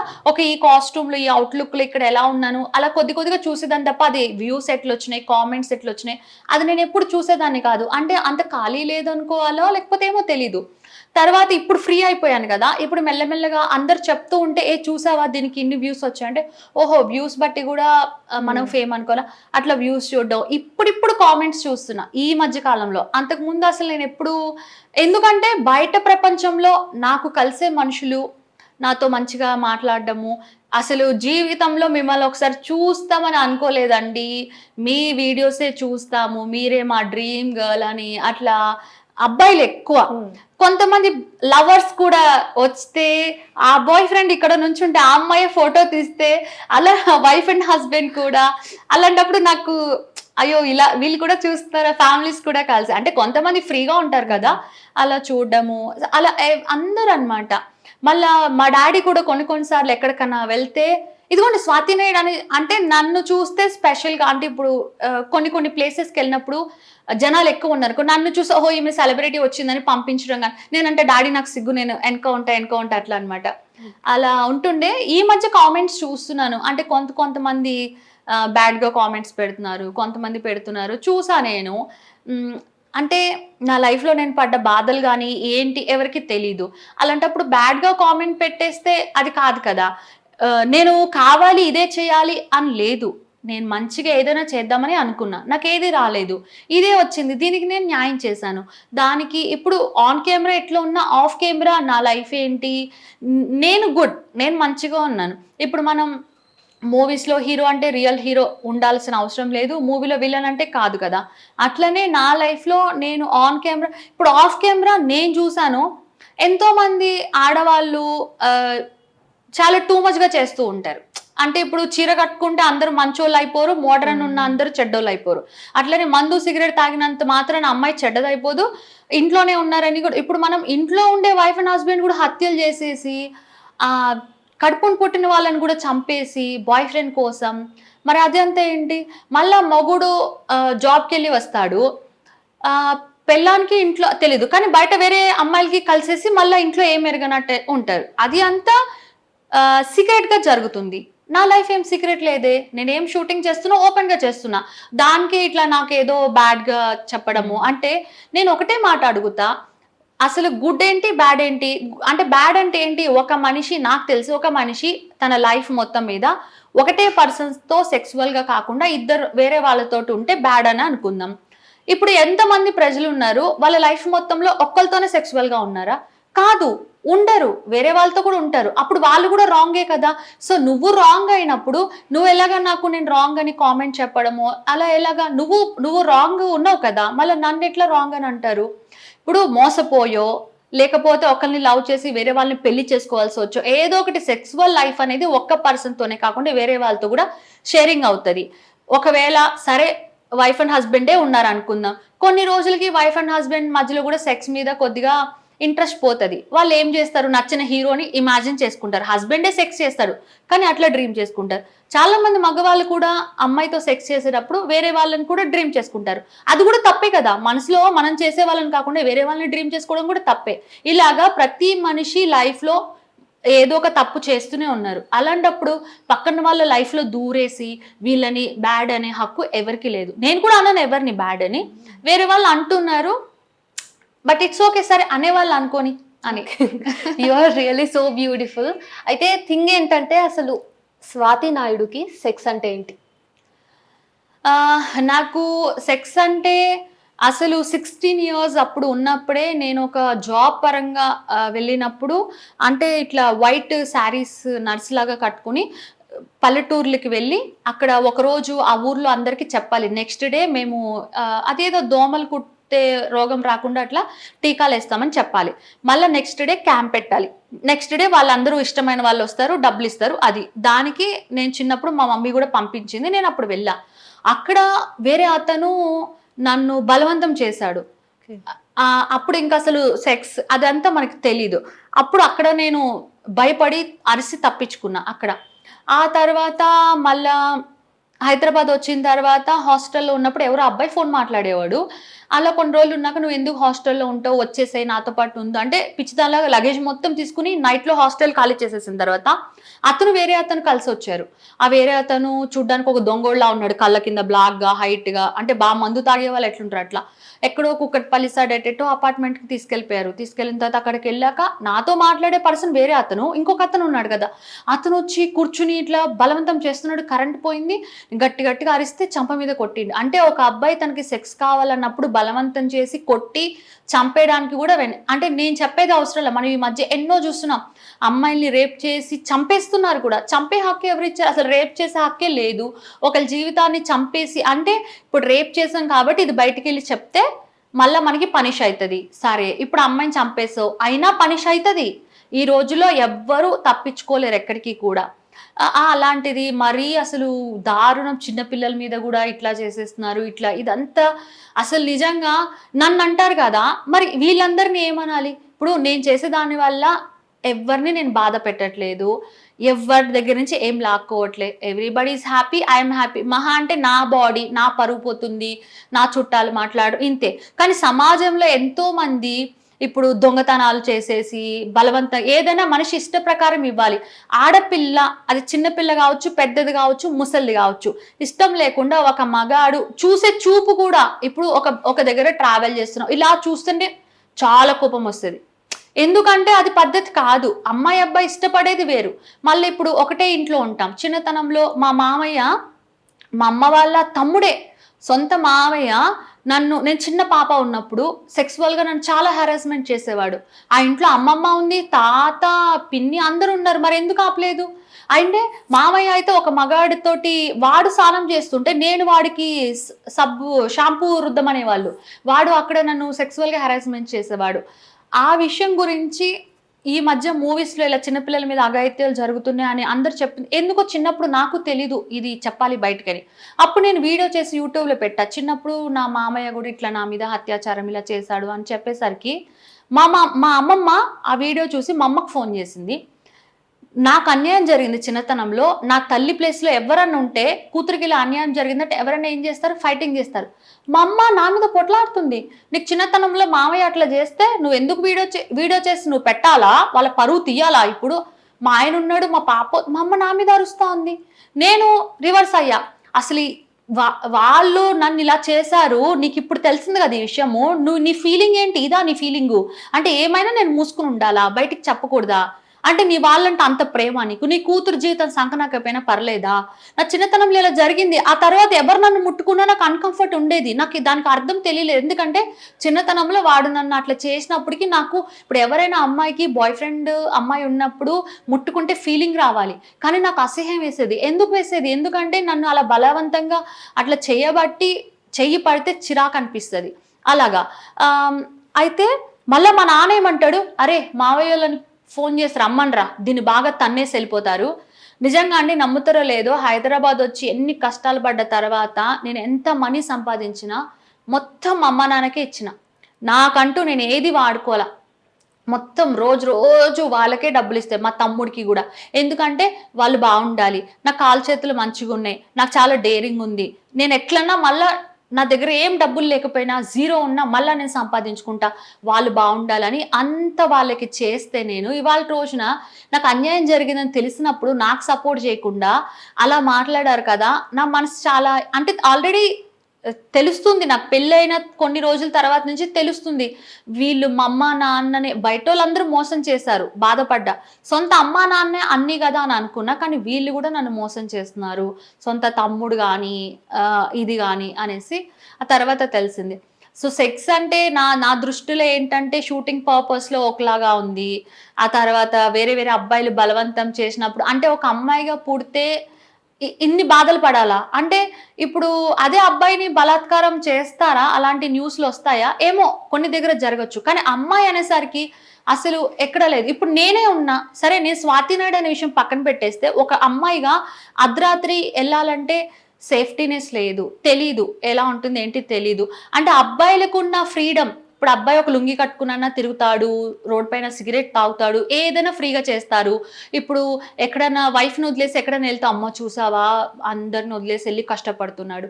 అదే ఒక అమ్మాయి చేస్తే, అరే ఇది బరితెగించిందిరా, అక్కడ ఎవరినో ఉంచుకుంది అని అంటారు. ఇప్పుడు మనకి అమ్మాయికి ఒక చిన్న బట్టలు వేసుకోవడం ఇష్టం ఉందనుకో, అరే చూడరా ఇది ఎట్లా, అరే అది వాళ్ళ ఇష్టము, దానికి ఎందుకు అమ్మాయి అంటే ఎప్పుడు మొత్తం కప్పేసుకునే ఉండాలి, ముసుగేసుకునే ఉండాలంటే నచ్చినట్టు ఉండొచ్చు కదా, అట్లా ఏముంది. అంటే అబ్బాయికి అయితే ఏం కండిషన్స్ లేవు, అమ్మాయికి మాత్రం అన్ని కండిషన్స్ ఉంటాయి. అమ్మాయి ఏది చేసినా తప్పనేసి అంటారు. ఇప్పుడు నా వీడియోలు నేనైతే అందరికీ చెప్పలేదు కదా, చూడు అని ఎవరి ముఖం మీదకి వెళ్ళి చెప్పలా, వాళ్ళే చూశారు మళ్ళీ వాళ్ళే బాడీ కామెంట్స్ పెడతారు. ఓకే, బ్యాడ్ కామెంట్స్ పెట్టే వాళ్ళు నెక్స్ట్ వీడియో చూడకుండా ఉంటారా, మళ్ళీ చూస్తారు, బాత్రూంలోకి వెళ్ళి చేసుకుంటారు, అన్నీ చేసుకుంటారు, మళ్ళీ ఎందుకు, అట్లా ఉంది పరిస్థితి. సో ఫస్ట్ మీకు మీ మావయ్య ఏదైతే అఘాయిత్యం చేశాడో, అప్పుడు ఒక మనిషి మీ ఒంటి మీద చేతులు వేస్తేనే మీకు కంపరంగా ఉండింది. ఆ తర్వాత మీరు తప్పని పరిస్థితుల్లో బ్లూ ఫిలిమ్స్ ఇంకా అంటే రొమాంటిక్ వీడియోస్లో యాక్ట్ చేయాల్సి వచ్చింది కదా. ఆ ఇనీషియల్ డేస్లో వేరే వాళ్ళు మీ ఒంటి మీద, స్ట్రేంజర్సే కదా మీకు తెలీదు, వాళ్ళు మీ ఒంటి మీద చేతేసినప్పుడు ఫస్ట్లో ఎట్లా ఫీల్ అయ్యేవారు, మీకు కంఫర్ట్గా ఉండేదా? అది ఎలా అంటే అండి, ఇప్పుడు షూటింగ్ మీద ఇంట్రెస్ట్ తోటి ఇక్కడ వచ్చాను, 2 years చాలా చాలా ట్రై చేశాను. హాస్టల్లోనే ఇంకొక అమ్మాయి ఉండేది, లక్ష్మి అని చెప్పేసి, ఆ అమ్మాయి కొద్దిగా క్యారెక్టర్ ఆర్టిస్ట్గా వెళ్తూ ఉండేది, తర్వాత ఛానల్లో యాంకరింగ్ కూడా చేసేది. నేను ఆ అమ్మాయిని హెల్ప్ అడిగా, మీరు ఆల్రెడీ చేస్తున్నారు కదండి నాకు కూడా చెప్పమంటే, ఆ అమ్మాయి ఏం చేసింది, కావాలని నన్ను జూనియర్ ఆర్టిస్ట్కి పంపించింది. అంటే ఇట్లా వెళ్ళు, నీకు షూటింగ్ వస్తే డబ్బులు కూడా ఇస్తారంటే, ఓహో ఇది కూడా షూటింగ్ అనేసి తెలియదు కదా. మార్నింగ్ 5 o'clockకి 4:30కి ఇందిరానగర్ దగ్గర వెళ్ళిపోతే, వాళ్ళు ఏదో ఇట్లా గుంపులో గోవిందం వెళ్ళిపోతే, ఎక్కడో మూల పెట్టేవాళ్ళు, అదే ఉంది, ఎండలో వానలో ఇట్లనే ఉంది, కానీ అనుకున్నట్టుగా రీచింగ్ లేదు, ఒక డైలాగ్ లేదు, ఏం లేదు. అట్లా కొన్ని రోజులు వెళ్ళిన తర్వాత నాకు అది నచ్చలేదు అనమాట. అప్పుడు కూడా కొంతమంది అంటే ఆ డైరెక్షన్ డిపార్ట్మెంట్ వాళ్ళు ఉంటారు కదా, వాళ్ళు కలవమన్నప్పుడు మనం ఏమనుకుంటాం, ఇప్పుడు మూవీ గురించి మాట్లాడాలంటే ఫోన్లోనే చెప్పు, అంత జ్ఞానం అప్పుడు లేదు. ఇంకోటి కలవకపోతే కలిసి మాట్లాడాలి కదా, అప్పుడు కలిస్తే ఇంకా వాళ్ళు చేతులు వేయడము, సెక్స్, ఇంకా వాళ్ళ ఇష్టం, ఇంకా నాకు ఇష్టం ఉందా లేదా, నేను వద్దుంటున్నానా, అది వాళ్ళకి అవసరం లేదు. అలా అని వాళ్ళని కొట్టలేము, పారిపోలేము, గొడవ చేయలేము, అలాగా ఇరకాటంలో ఉండిపోతుండే. అలా ఇష్టం లేకుండా ఉంటుండే. కాకపోతే ఎప్పుడైతే నాకు షూటింగ్ వచ్చిందో, అప్పుడు అది ఇష్టం ఉన్నా లేకపోయినా దాన్ని నేను యాక్సెప్ట్ చేసి, అంటే ఇది ఒక షూటింగ్, ఇప్పుడు మామూలుగా మనం ఫుడ్ తిన్నప్పుడు నచ్చకపోతే నచ్చలేదని పక్కన పడేస్తాం. అదే కెమెరా ఉంది, ఒక ఫుడ్ వీడియో చేస్తున్నప్పుడు, అరే చాలా బాగుంది ఫుడ్ అని నచ్చకపోయినా జనాలకి నచ్చడం కోసం యాక్టింగ్ చేయాలి. సో రొమాంటిక్ వీడియోస్ కూడా అంతే, ఆ చేసే పర్సన్ మీద నాకు ఎటువంటి ఇంట్రెస్ట్ కానీ అది అట్లా ఏం లేదు. కాకపోతే వీడియో మంచిగా రావాలి, జనాలు చూసే వాళ్ళకి ఫీలింగ్ రావాలి అని నేను అది చేశాను. అంత కొన్నిసార్లు చెప్పేదాన్ని అబ్బాయిలకి, ఇప్పుడు ఇక్కడ కెమెరా ఉంటే ఇక్కడ ఇట్లా, నేనంట నువ్వు చేసేది కెమెరాలో కనబడేలాగా చేయి, నీకు నాకు పర్సనల్గా అది అవసరం లేదు, నువ్వేమన్నా చేయి, కెమెరాకి కనబడే దగ్గర నువ్వు ఏదైనా చేయి, కనబడని దగ్గర నువ్వు ఏం చేయొద్దు అని కొంతమందికి చెప్పేదాన్ని. ఆల్మోస్ట్ చాలా మంది కంఫర్ట్గానే ఉండేవాళ్ళు, ఎందుకంటే రెగ్యులర్ మేము చేసే వాళ్ళు ఉంటారు కాబట్టి వాళ్ళ లిమిట్స్లో. అప్పుడైతే కొంతమంది అబ్బాయిలు కాల్ బాయ్స్ లాగా కూడా వెళ్ళేవాళ్ళు. వాళ్ళు ఇలాంటి బ్యాగ్స్ తెచ్చుకునేవాళ్ళు. ఊరికే తమాషాగా మేము చూసినాం, కండోమ్ ప్యాకెట్స్ ఉండేవి. అరే ఏంట్రా ఇవన్నీ అంటే, అవును నేను కాల్ బాయ్గా వెళ్తాను అంటే, అవునా చెప్పరా ఎట్లుంటుంది అంటే ఇంట్రెస్ట్, ఏదో క్యూరియాసిటీ తెలుసుకోవాలంటే. ఇట్లా ఆంటీలు పిలుస్తారు అంటే అబ్బాయిలు చెప్తారు కదా స్టోరీలు, అట్లా చెప్తున్నాడు.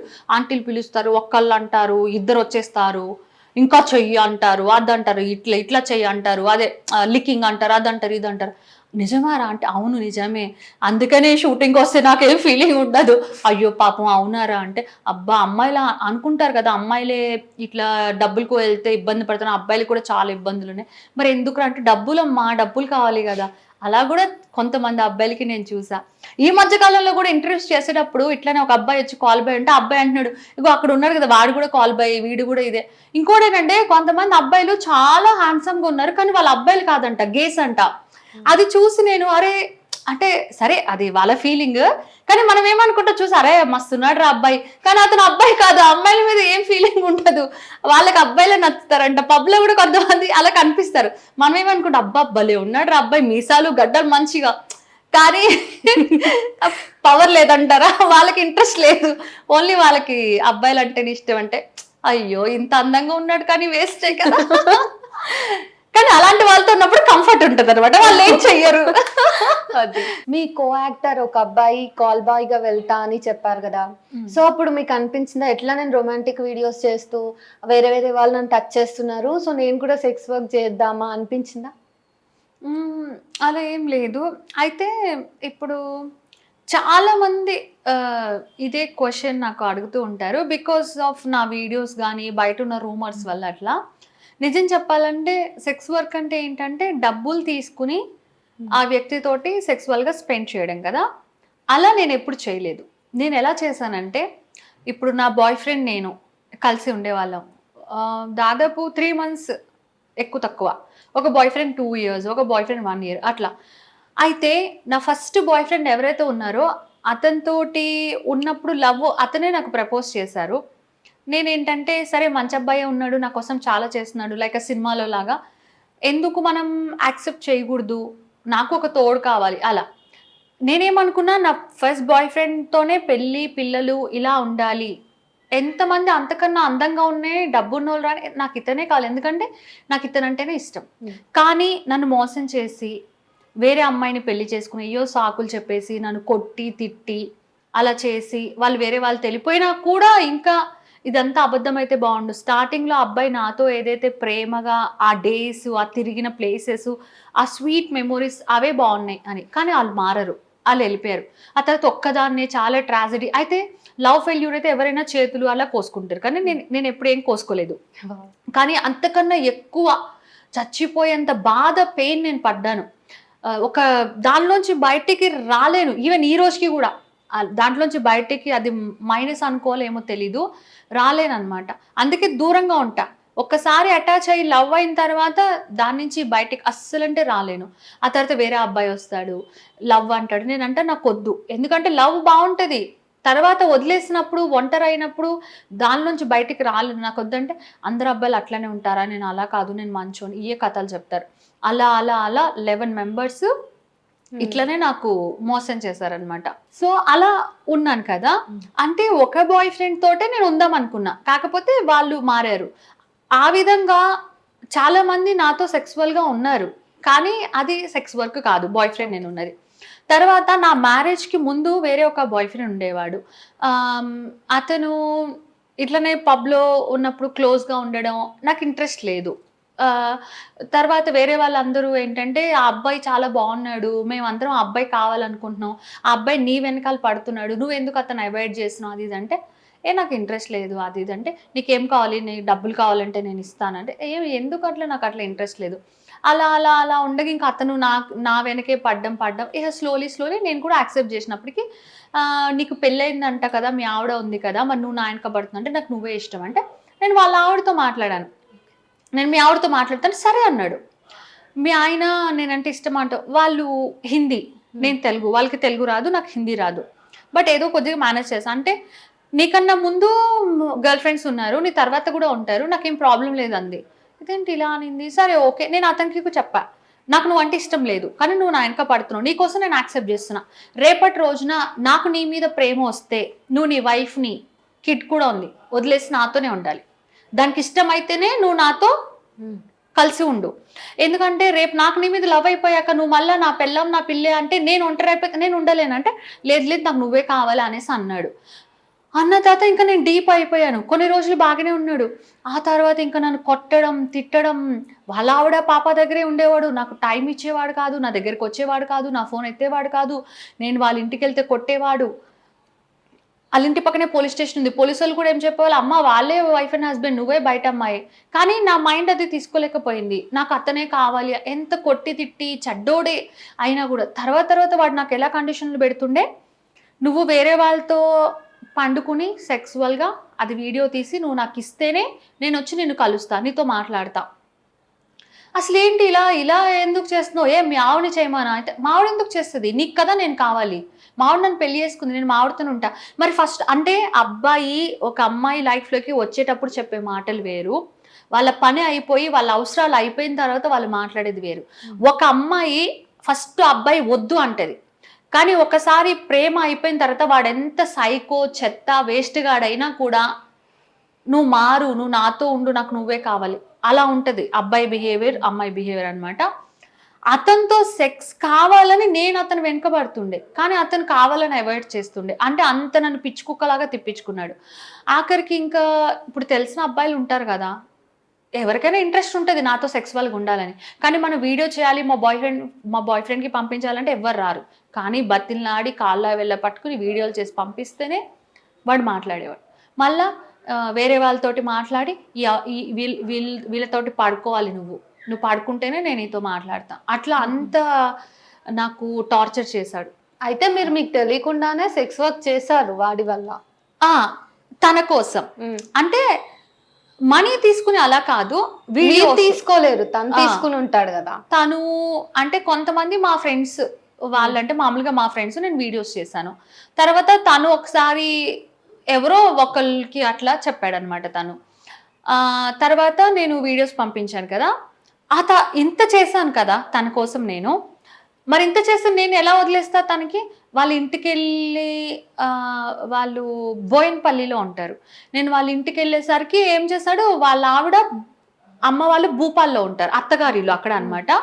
చెప్ప పెట్టకుండా నాతో ఉన్నాడు, మంచిగానే ఉండేసి నేను పడుకున్న తర్వాత సడన్ వెళ్ళిపోయి ఫ్లైట్ టికెట్ బుక్ చేసుకుని, వాళ్ళ ఆవిడ కూడా టచ్లోనే ఉంటుంది నాతో. వాళ్ళ ఆవిడ కూడా చెప్పాలి అంటే మొగుడు పిల్లలు ఇద్దరు కలిసి నా పైన డబ్బులు సంపాదించుకుని మొత్తం అన్ని డబ్బులు సంపాదించేసుకుని సెటిల్ అయిపోయి నన్ను అన్యాయం చేసేసి వాడు వెళ్ళిపోయాడు భూపాల్కి. ఇక్కడంటే నేను వెళ్ళగలను, భూపాలు వెళ్ళి ఎత్తికితే నాకు తెలియదు కదా. ఇక సరే పోయాడు కదా అంటే మళ్ళీ మధ్యలో టచ్లోకి వస్తాడు, ఏం చేస్తున్నావు ఎట్లా అట్లా అనేసి. అంటే పూర్తిగా వదిలేయడు, పూర్తిగా మంచిగా ఉండడు. చాలా నాకైతే చాలా టార్చర్.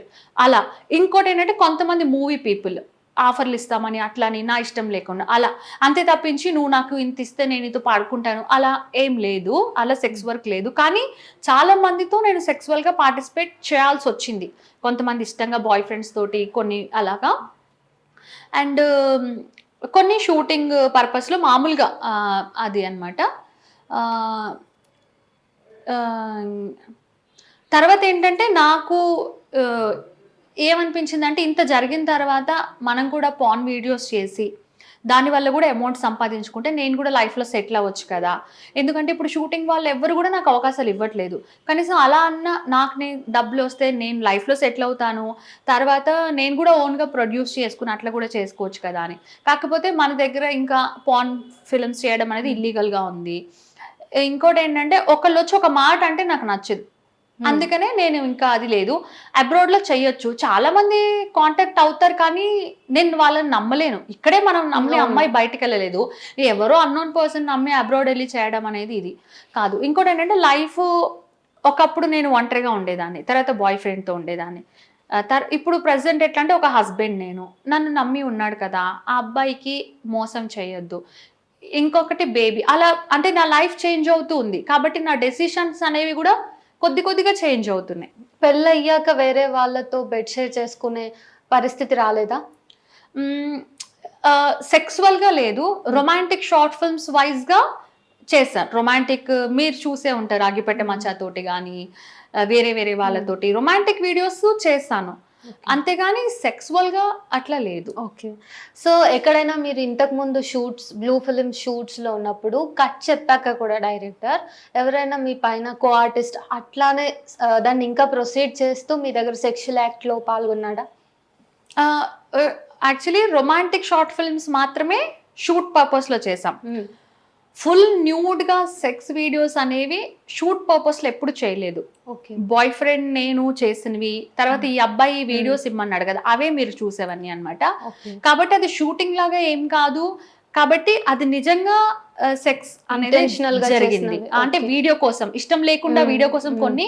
ఇంకోటి ఏంటంటే బాయ్ ఫ్రెండ్ నేను ఉన్నప్పుడు ఇది మెమొరీగా ఉండాలి అని అలా అలా. అవన్నీ మరి సైట్లో పెట్టినప్పుడు అక్కడ మీరు ర్యాండమ్ గా ఏదైనా ఓపెన్ చేసినప్పుడు మీ వీడియో మీకే టచ్ అయినప్పుడు మీకు ఎట్లా అనిపిస్తుంది? సెక్స్ వీడియోస్ అసలు ఫస్ట్ పాయింట్ ఇవి అప్లోడ్ అయ్యాయి అన్న విషయం నాకు తెలీదు.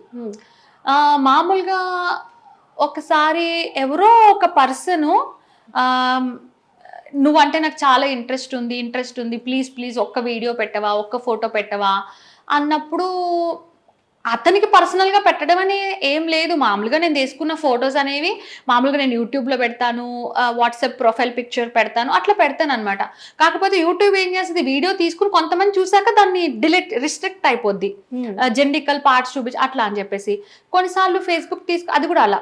అంతేగాని పర్సనల్గా ఏ పర్సన్కి పంపించడం అనేది లేదు. కాకపోతే నేనేమనుకున్నా, సరే ఈయన ఎవరు ఇంతగానం తాపత్రయపడుతున్నాడు, సరేలే అనేసి నేను మామూలుగా పంపించిన. ఆ తర్వాత ఆయన ఇంకా పంపించా అంటే, నువ్వు అసలు ఎవరు ఏంటి ఏదో అడుక్కుంటున్నావు, సరేలే నేను నీ ఫ్యాన్ పంపించాను కదా, మళ్ళీ ఇలా ఎందుకు అని చెప్పేసి పంపించినందుకు ఈయన ఇంకా పంపించమంటున్నాడు. నేను పంపించినసరికి ఆయన ఏమంటున్నాడు, అట్లయితే నేను నువ్వు పంపించిన వీడియో, అది బాతింగ్ వీడియో, దీన్ని నేను అప్లోడ్ చేసేస్తాను ఇంటర్నెట్లో ఎక్స్ వీడియోస్లో, అప్పుడు అందరు చూస్తారంటే అప్పుడు ఫస్ట్ టైం నాలో ఒక ఏదో ఒక భయం అంటారా అది అనిపించింది. ఎందుకంటే ఇతను అలా పెట్టేస్తా అంటున్నాడు, అట్లా డ్రెస్ లేకుండా మొత్తం, అప్పుడు అందరు చూసేస్తారు కదా ఇతను, కానీ అతని దగ్గర వీడియో ఉంది కదా అని అప్పుడు ఫస్ట్లో అనిపించింది. ఆ తర్వాత ఎలానో మొత్తానికి వీడియోస్ వెళ్ళిపోయిన తర్వాత నేను కూర్చుని ఏడవలేదు, బాధపడలేదు. సరే పోనీ రొమాంటిక్ వీడియోస్ అందరు చూస్తున్నారు కదా, మరి అలాంటప్పుడు నేను ఈ వీడియోస్ ఎందుకు తీసాను, ఏమో తీసాను, సరే చూడని జనాలు, ఓకే కొద్దిగా I feel shy, but it's okay, ఇంకా ఏముంది, సరే చూస్తే చూడని, నో ప్రాబ్లం అని చెప్పేసి అనుకున్నా. అయితే మీరు ఇందాక ఒకటి అన్నారు కదా, అప్పుడు నేను ఆన్సర్ చెప్దామని మర్చిపోయా. ఇంకోటి ఏంటంటే ఈ రోజుకి కూడా నా పేరు మీద చాలా ఫ్రాడ్ నడుస్తుంది. మీరు అన్నారు కదా సెక్స్ వర్క్స్ లాగా. ఏంటంటే ఇప్పుడు మీరు చూడండి, సోషల్ మీడియాలో ఫేస్బుక్ కానీ, ఇన్స్టాగ్రామ్ కానీ, యూట్యూబ్ కానీ ఏదైనా ఓపెన్ చేస్తే నా పేరు కొట్టగానే ఒక 100-200 అకౌంట్స్ వస్తాయి. దాంట్లో ఒరిజినల్ ఏది అంటే ఒరిజినల్ ఏది లేదు, అంటే నాకంటూ ఏది లేదు. నేను క్రియేట్ చేస్తాను, రోజు జనరల్ వీడియోస్ పెడతా, దాంట్లో ఎక్కడో ఒకటి అడల్ట్ది పెట్టేసినప్పటికి ఏమవుతుంది అంటే మొత్తం ఛానల్ ఎగిరిపోతుంది. కానీ నేను తీసిన వీడియోస్ పబ్లిక్లోకి ఎలా వెళ్ళాలి, నేను మళ్ళీ క్రియేట్ చేస్తా. ఈలోపు ఏం చేస్తున్నారంటే నా పేరు మీద చాలా మంది ఫేక్ మెయింటైన్ చేస్తున్నారు, వాళ్ళు ఎవరో నాకు తెలీదు, కానీ వాళ్ళు నన్ను ఫాలో చేస్తారనమాట. వాళ్ళు ఏం చేస్తారు, నా వీడియోలు తీసేసుకుని వాళ్ళు అప్లోడ్ చేస్తారు. సరే ఇప్పుడు నా పేరే ఉంది, ఫోటో వీడియో నాదే ఉంది, జనాలు చూస్తున్నారు, పాపులర్ నేను అయితా అని నేను హ్యాపీ ఫీల్ అవడానికి లేదు. అక్కడ వాళ్ళు ఏం చేస్తున్నారంటే ఫేస్బుక్లో నేను కాని దగ్గర లైవ్ ఎట్లా వస్తుంది, నేను కాని దగ్గర లైవ్ అని పెడుతున్నారు. అప్పుడు జనాలు నేను అనుకుంటారు. ఫేస్బుక్లో చాటింగ్ ఆప్షన్ కూడా ఉంది. వాళ్ళు ఏం చేస్తారు, హాయ్ నేను స్వాతి, హౌ ఆర్ యూ, అట్లా చాటింగ్ మాట్లాడడం. ఎదుటి మనిషి కూడా ఓహో స్వాతినే, ఎందుకంటే నా మీద ఉన్న ప్రేమ అభిమానంతో, కానీ అది నేను కాదు. అట్లా ఫేక్ వాళ్ళు డబ్బులు వేయించుకుంటున్నారు. కలుస్తా అని చెప్పి అబద్ధాలు ఆడి డబ్బులు తీసుకుని వాళ్ళకి బ్లాక్ చేసేస్తున్నారు. ఇప్పుడు నేను ఒక్కదాన్ని హైదరాబాద్ వచ్చి ఇంత కష్టపడి ఇంత న్యూడ్ వీడియోస్ చేసి ఫ్రీగా అప్లోడ్ చేసిన దేనికి, జనాలు నన్ను ప్రేమించాలని నేను ఫ్రీగా అన్ని పంచుతున్నా. నాకు సెటిల్ అవ్వాలని ఉంది లైఫ్లో, ఏదైనా డబ్బులు ఉంటే నా రూపాయి నేను తినాలి. కానీ వీళ్ళందరూ ఫేక్ వాళ్ళు వచ్చేసి జనాల్ని మోసం చేసి వీళ్ళు నా పేరు మీద చేస్తున్నారు.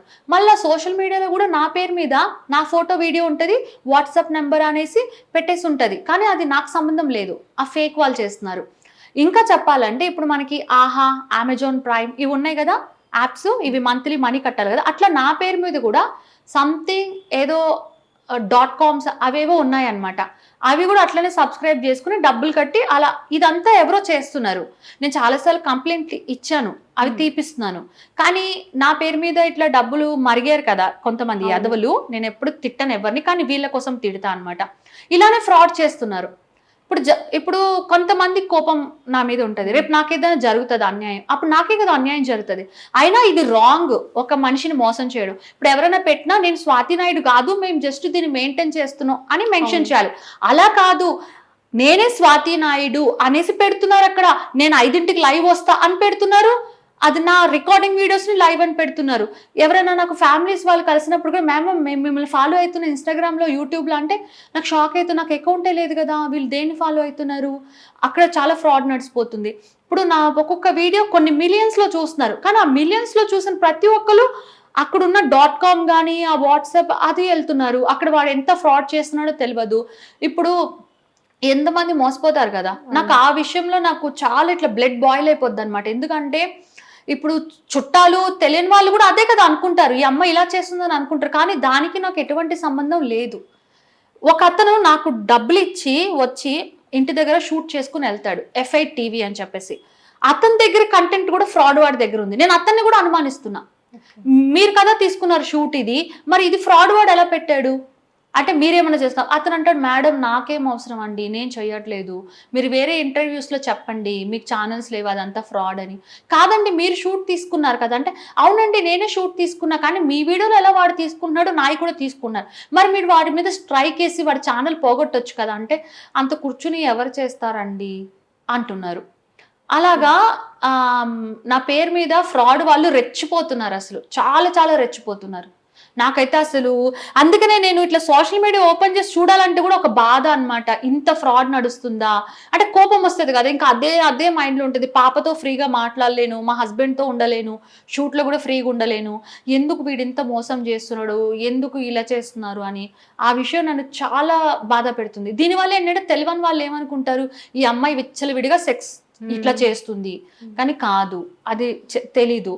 ఈవెన్ మా అమ్మ కూడా అడుగుతా ఉంది, నీకు పెళ్ళయి పిల్ల ఉంది మంచిగా ఏంటి ఇదంతా అంటే, అయ్యో అది నాకు అసలు నాకు అకౌంట్స్ లేవు, నాకు సంబంధమే లేదు, నాకు ఈ రోజుకి కూడా నాకు ఇన్స్టాగ్రామ్ కూడా లేదు, కానీ ఉన్నాయి అన్ని నా పేరు మీద ఉన్నాయి. అయితే ఇప్పుడు సమాజం గురించి మీరు ఇట్లా చెప్తున్నారు కాబట్టి సమాజం గురించే మాట్లాడుకుంటే వాళ్ళకి కొన్ని క్వశ్చన్స్ ఉన్నాయన్నమాట, స్వాతి నాయుడుని అడగాలని. ఓకే, సో అదేంటంటే అసలు మీరు మన సొసైటీలో ఒక అమ్మాయి పొట్టి బట్టలు వేసుకొని బయట నడిస్తేనే అది పెద్ద క్రైమ్. ఆమెకి క్యారెక్టర్ లేదు, ఆమె బజారుది, అవన్నీ ట్యాగ్స్ తో పాటు ఈమె తప్పు చేస్తుంది, కాపురాలని కూలుస్తుంది అనే ఒక పెద్ద ట్యాగ్ వస్తుంది కదా. సో ఇట్లా ఉన్నప్పుడు చాలా మంది మహిళలు వాళ్ళందరికీ కూడా మీరు తెలుసు, వాళ్ళ భర్తలు మీ వీడియోస్ చూసేది తెలిసే ఉంటది. ఎవరైనా మీ మీద లీగల్ కేసెస్ కానీ మిమ్మల్ని అంటే మీకు నోటీసులు పంపడం కానీ ఇట్లా చేశారా? ఈ క్వశ్చన్ నన్ను ఇప్పటిదాకా ఎవరు అడగలేదు, మీరే ఫస్ట్ అడుగుతున్నారు. ఇప్పటిదాకా అలా ఏం జరగలేదు, ఫ్యూచర్లో కూడా జరగదు. ఎందుకంటే నేను చెప్తా క్లారిటీ, ఈ ఫేక్ వాళ్ళు చేసేదానికి నాకు సంబంధం లేదు. ఒకవేళ నిజంగా ఫేక్ వాళ్ళు చేసే దానివల్ల మీరు అన్నట్టు ఏదైనా లీగల్గా వచ్చినా నేను చెప్తాను, లీగల్గా ప్రొసీడ్ కండి. అంటే చాటింగ్ ఎవరు చేశారు, మెసేజ్ ఎవరు చేశారు, ఎట్లయినా తెలిసిపోతుంది నిజంగా అసలు ఆ నెంబర్ ఎవరు మెయింటైన్ చేస్తున్నాడు, వాడు దేశం మొత్తంలో ఎక్కడ ఉన్నాడు, ఎట్లా ఫ్రాడ్ చేస్తున్నాడు క్లియర్గా తెలిసిపోతుంది. అప్పుడు వాడు బయటపడతాడు. నేను కూడా వాడికి గుడ్డలిప్పదీసి మంచిగా కొడతామని. ఎందుకంటే వాడింట్లో కూడా ఆడవాళ్ళు ఉన్నారు, వాడు అమ్మ వాడు అక్క అందరూ వాళ్ళతో చేసుకోవచ్చు కదా. నా పేరు మీద చేసి ఒక సినిమాలో మహేష్ బాబు చెప్తాడు చూడు, ఇట్లా రాంగ్గా ప్రమోట్ చేసి ఈ డబ్బులతో బియ్యం తింటే మీకు ఒంటికి పడదు, అలాగా నా రక్తపు కూడు తింటున్నాడు అనాలి. ఎవడైతే ఫ్రాడ్ చేస్తున్నారో నా పేరు మీద చేస్తే చెప్పండి, ఇది స్వాతి కాదు, మేము మెయింటైన్ చేస్తున్నాం, నాకు కాంటాక్ట్ అవ్వాలి, దాంట్లో షేరింగ్ నాకు ఇవ్వాలి, నేనే దగ్గరుండి ఇస్తా, ఫోటోలు వీడియోలు పెట్టుకో, కానీ ఫ్రాడ్ చెయ్యొద్దు. ఈ రోజున ఎవరైనా ఛానల్స్ వాళ్ళు నాకు అప్రోచ్ అయ్యి మనం కలిసి వర్క్ చేద్దామన్నా నేను ముందడికి వెయ్యట్లా. ఎందుకంటే ఐడి పాస్వర్డ్లు వాళ్ళ దగ్గర ఉంటాయి, ఫేస్బుక్ మెయింటైన్ చేస్తారు, ఇన్స్టాగ్రామ్ మెయింటైన్ చేస్తారు, చాటింగ్ ఏం చేస్తారో తెలీదు. ఏంటండి ఇలా కొన్ని కూడా జరిగాయి. ఏంటని అంటే మా కుర్రోడు పెట్టాడండి, నాకు తెలియదండి. మీ అందరికీ తెలిసే ఉంటుంది కదా, బషీర్ మాస్టర్ అనేసి ఒక పర్సన్, ఆయన కొరియోగ్రాఫర్, రాకేష్ మాస్టర్ అంతా తెలుసు. ఆయన ఛానల్లో కూడా స్వాతి నాయుడు న్యూ నెంబర్ అని పెట్టేసి ఫోన్ నెంబర్ పెట్టాడు, ఎప్పుడో పెట్టాడు. నేను ఇప్పుడు చూసి ఫోన్ చేసిన, ఏమంటే బషీర్ మాస్టర్ గారు ఏంటి ఇది అంటే, ఆయనే ఛానల్ పెట్టేది. నాకు తెలియదమ్మా, మా కుర్రోడ్ పెట్టి, మీ కుర్రోడు ఎట్లా పెడతాడు, మీ కుర్రోడు పెడితే మీ ఛానల్లో మీకు తెలీదా, ఇలా ఎందుకు పెట్టారు? ఆల్రెడీ ఇంతకు ముందు కూడా నాకు ఫోన్ చేసి ఆయన అదే అడిగాడు. ఆయన నాకంటే మంత్లీ శాలరీ ఇస్తాడంట, ఆయన ఆఫీస్కి నేను వెళ్ళాలంట, ఫేస్బుక్లో లైవ్ పెడతాడంట, నేను కూర్చుని ఫోన్ నెంబర్ చెప్పాలంట, నా నోట్తో నేను 2 ఫోన్ నెంబర్లు, ఆ 2 ఫోన్ నెంబర్లు ఈయన చాటింగ్ చేసుకుంటాడంట. ఇదే కదా నేను చెప్తున్న ఫ్రాడ్ నడుస్తుందని. మళ్ళీ దానికి నేను దగ్గరుండి నా నోట్తో చెప్పి అటు పంపించడం ఏంటి, అసలు నాకు అది అర్థం కాలేదు. అంటే నా పక్కన ఉన్న జనాలు కూడా నా పేరు మీద ఇలాగ మోసం చేసి ఇలా చేస్తే నాకు అది ఎంత గలీజ్ అనిపిస్తుంది. అందుకని ఎవరైనా ఫ్రెండ్స్ లాగా ఉన్నా కూడా ఇలా లైవ్ ఫోటో తీసి పెడుతున్నా చేస్తున్నానంటే ఏం నడుస్తుంది, ఏం ఫ్రాడ్ నడుస్తుంది నా పేరు మీద, ఆల్రెడీ ఉన్నదానికి తలనొప్పి అవుతుంది అట్లా అని చెప్పేసి. సో వాటి వల్ల ఏదైనా ప్రాబ్లం వస్తే నేను కూడా చెప్తాను, ఎవరు చేశారు నేను కూడా ధైర్యంగా ముందడిగేస్తా, ఎందుకంటే నాకు సంబంధం లేదు కాబట్టి. అది ఒకటి. ఇంకోటి ఏంటంటే నేను ఎప్పుడు కూడా నా లిమిట్స్లో నేను ఉంటా. అంటే వేరే వాళ్ళ వీడియోలు అందరు చూస్తారు, అలానే ఎదుటి వాళ్ళ మొగుడికి నాకు ఏం సంబంధం లేదు. నేను ఓకే నా వీడియోస్ చూస్తారు, కానీ మీ హస్బెండే, నాకు ఎవరు వద్దు. ఒకవేళ నేను సింగిల్ ఉండి వాళ్ళు సింగిల్ ఉంటే లవ్ అవుతుందా, పెళ్ళి అవుతుందా, దాట్ ఈస్ డిఫరెంట్. కానీ నేను ఎప్పుడు కూడా వేరే వాళ్ళ బాయ్ ఫ్రెండ్కి కానీ, వేరే వాళ్ళ హస్బెండ్కి కానీ, వేరే వాళ్ళ కాపురాలు నిప్పులు పోయడం, చిచ్చులు పెట్టడం నాకు అస్సలు ఇష్టం ఉండదు. ఇంకా నేను చెప్తా, మీరిద్దరు మంచిగా ఉండండి, మీ ఇద్దరు మంచిగా, నేను ఎప్పుడు అదే చెప్తా అందరికీ, అంతే తప్ప వేరే వాళ్ళకి నాకు అవసరం లేదు. ఇంకోటి ఏంటంటే ఎవరైనా నాకు ఫోన్ చేసినా, మెసేజ్లు చేసినా ఎంతవరకు అంతవరకే, అంతకుమించి నేను వాళ్ళకి డిస్టర్బ్ చేయను. నా పాత బాయ్ ఫ్రెండ్స్ ఉన్నారంటే వాళ్ళు పెళ్ళైన వాళ్ళని నాకు ఎప్పుడైతే తెలిసిందో నేను ఫస్ట్ వాళ్ళ ఆవిడతోనే మాట్లాడా, మీ హస్బెండ్ ఇలా చేస్తున్నారు ఏంటి, వాళ్ళు చెప్పారు మాకు ప్రాబ్లం లేదు అనేసి. నా లైఫ్లో ఇప్పటికి 11 మంది బాయ్ ఫ్రెండ్స్ ఉన్నారు, సింగిల్, దాంట్లో 2 మాత్రం మ్యారీడ్ అయిన ఉన్నారు, ఒక అతను నాకు మ్యారేజ్ అయిందని తెలియదు. కానీ నాకు తెలిసిన నెక్స్ట్ మినిటే నేను వాళ్ళ ఆవిడతో మాట్లాడితే వాళ్ళ ఆవిడ నాకేం ప్రాబ్లం లేదని చెప్పింది. చెప్పిన తర్వాత వీడు లక్షలు నా దగ్గర తీసేసుకున్న తర్వాత నేను వాళ్ళ ఇంటికి వెళ్తే కూడా మాకేం సంబంధం లేదు, ఆల్రెడీ ఒక బిడ్డ ఉంది, ఇప్పుడు మళ్ళీ మా కోడలు 2వ సారి ప్రెగ్నెంట్ ఉంది, నువ్వే వదిలేస్తా అనేసి అన్నారు. నేను చాలా బాధపడితే మా అమ్మ ఏం చేసింది, ఇలా కాదని మా అమ్మ వెళ్ళి పోలీస్ స్టేషన్లో కంప్లైంట్ ఇచ్చింది. కంప్లైంట్ ఇస్తే చాలా డబ్బులు, ఒక 10 లక్షల దాకా వాడు తిన్నాడు. నా దగ్గర లేవు అదేదో చెప్పి 2 లక్షలు మాత్రం పోలీసు వాళ్ళ ముందు తీసుకొచ్చి ఇచ్చారు. ఇచ్చినప్పుడు పోలీసు ఆయన వాళ్ళ ఆవిడతో ఒకటే మాట అన్నాడు, మీ ఆయన ఈ అమ్మాయితో తిరుగుతున్నాడని నీకు తెలుసు, ఈ అమ్మాయి నీతో మాట్లాడింది కాల్ రికార్డ్ కూడా ఉంది, నువ్వెందుకు మరి మీ ఆయన్ని మాట్లాడొద్దని ఎందుకు చెప్పలేదు అంటే, మీ ఆయన అమ్మాయిని మోసం చేసి డబ్బులు తెస్తున్నాడు అనేసి నువ్వు ఊరుకున్నావు. ఇవాళ రోజున స్టేషన్లో ఎవరున్నారు, తన్నులు ఎవరు తిన్నారు, నీ మొగుడే కదా. ఎప్పుడు అలాగా ఫ్రీగా డబ్బులు వచ్చేస్తున్నాయి మొగుడు అని అనుకోబాకు, దీని తర్వాత నీ మొగుడిని అదుపులో పెట్టుకో, ఇట్లా అయితే కాదు అని చెప్పేసి చెప్పారు. అలా గొడవలు జరిగినాయి తప్పించి ఇప్పటిదాకా మీరు అన్నట్టుగా ఎవరి వైఫ్ వచ్చి అంటే నేను ఫస్ట్ ఆఫ్ ఆల్ నా లిమిట్స్లో నేను ఉంటా. ఇంకోటి సోషల్ మీడియాలో జరిగేదానికి నాకు సంబంధం లేదు కాబట్టి అది నాకు సంబంధం లేదు. అలా ఇప్పటిదాకైతే అలా జరగలేదు. అయితే ఎవరైనా మహిళలు వచ్చి, లేదు స్వాతి నాయుడు ఇట్లాంటి వీడియోస్ చేయకూడదు, నువ్వు ఈ మధ్య ఇన్స్టాగ్రామ్లో యూట్యూబ్లో వస్తున్నావు, వాళ్ళతో వీళ్ళతో న్యూడ్గా సెమీ న్యూడ్గా చేస్తున్నావు, నీకు ఒక పాప ఉంది, ఇట్లా చేయకు అంటే మానేస్తారా? లేదండి, అలా నాకు ఎవరు చెప్పలేదు. ఎవరు చెప్తే కూడా నేను మానను. ఎందుకంటే ఒక్కొక్కరికి పూజలు ఎక్కువ చేయడం ఇష్టం ఉంటుంది, ఒక్కొక్కరికి వేరేగా ఉంటుంది, ఒక్కొక్కరికి పబ్కి వెళ్ళి మందు సిగరెట్ ఇష్టం ఉంటుంది. ఎవరి లైఫ్ వాళ్ళ ఇంట్రెస్ట్. ఇప్పుడు ఎవరు చెడిపోతారా, ఎవరు బాగుపడతారా అది వాళ్ళ ఇంట్రెస్ట్, అంతేగాని ఎవరి లైఫ్ ఎవరికి సంబంధం లేదు. ఈ రోజున ఎండెనక వానెనక బయటకు వెళ్ళి పొద్దు నుంచి సాయం దాకా కష్టపడి వస్తే, మొగుడు పిల్లలు కష్టపడి వస్తే కూడా పిల్లలు స్కూల్ ఫీజులు కట్టడానికి కానీ, ఇంట్లో నెలవారీ సరుకులు తెచ్చుకోవడం కానీ, కరెంటు బిల్లు కానీ, అంటే బతకడం అనేది చాలా కష్టంగా ఉంది. మన ఇండియాలో చదువుకున్న వాళ్ళు కూడా అబ్రాడ్లో వెళ్ళి, ఇప్పుడు మనం ఒక పని మనిషిని పెట్టుకుంటాం కదా, అలాగా ఇక్కడి నుంచి అక్కడికి వెళ్ళి వాళ్ళు చేసేదంటే పని మనిషి పనులు చేసుకుంటూ.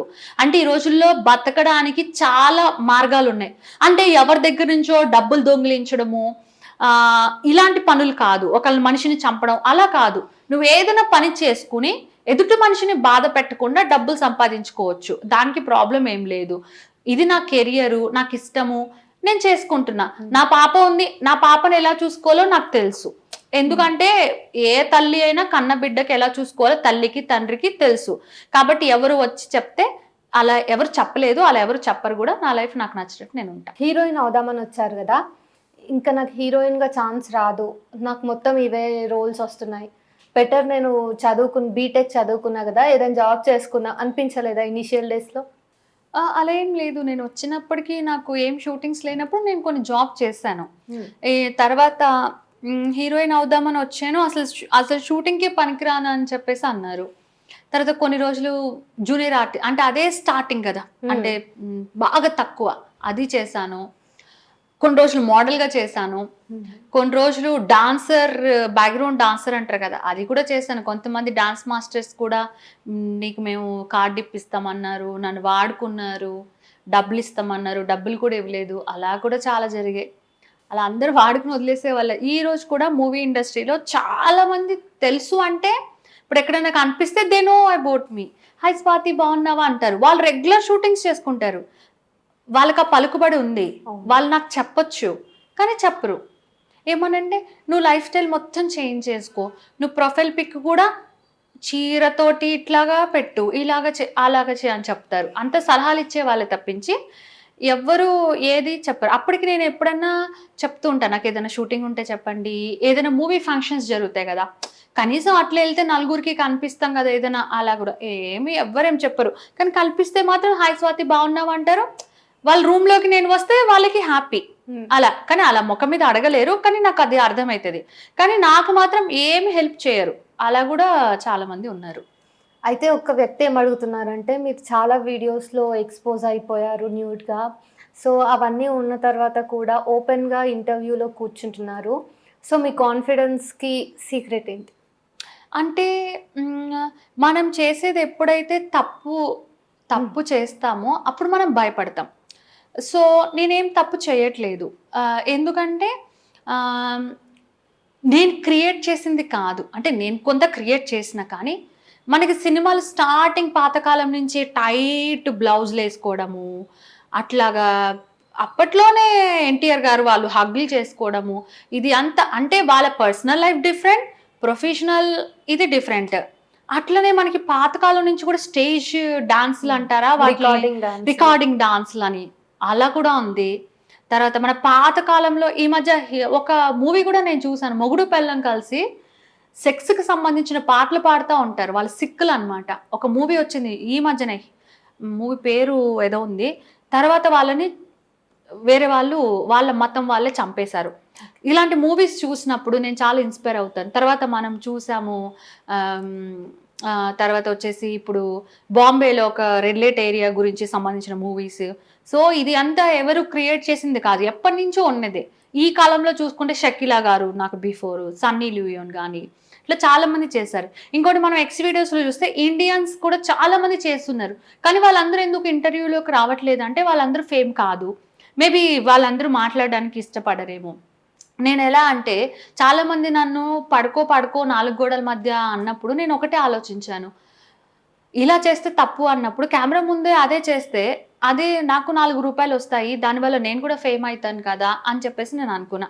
నేను డేరింగ్ ఇంటర్వ్యూస్లో కూర్చొని మాట్లాడడానికి కారణం ఏంటంటే నేను చేసింది తప్పు కాదు, నా వల్ల ఎవరిని నేను బాధ పెట్టట్లేదు, నా లైఫ్ నాకు నచ్చినట్టు నేను ఉంటాను కాబట్టి నాకు ఆ డేర్నెస్ ఉంది. మీ ఇన్వెస్ట్మెంట్ మీ బాడీయే కదా ఇప్పటికైతే? నా బాడీ ఉంది, నాలో ఒక టాలెంట్ ఉంది. ఇప్పుడు బాడీ అంటే ఒక హీరో ఉన్నారు, ఆ బాడీ ఉన్నంత వరకే.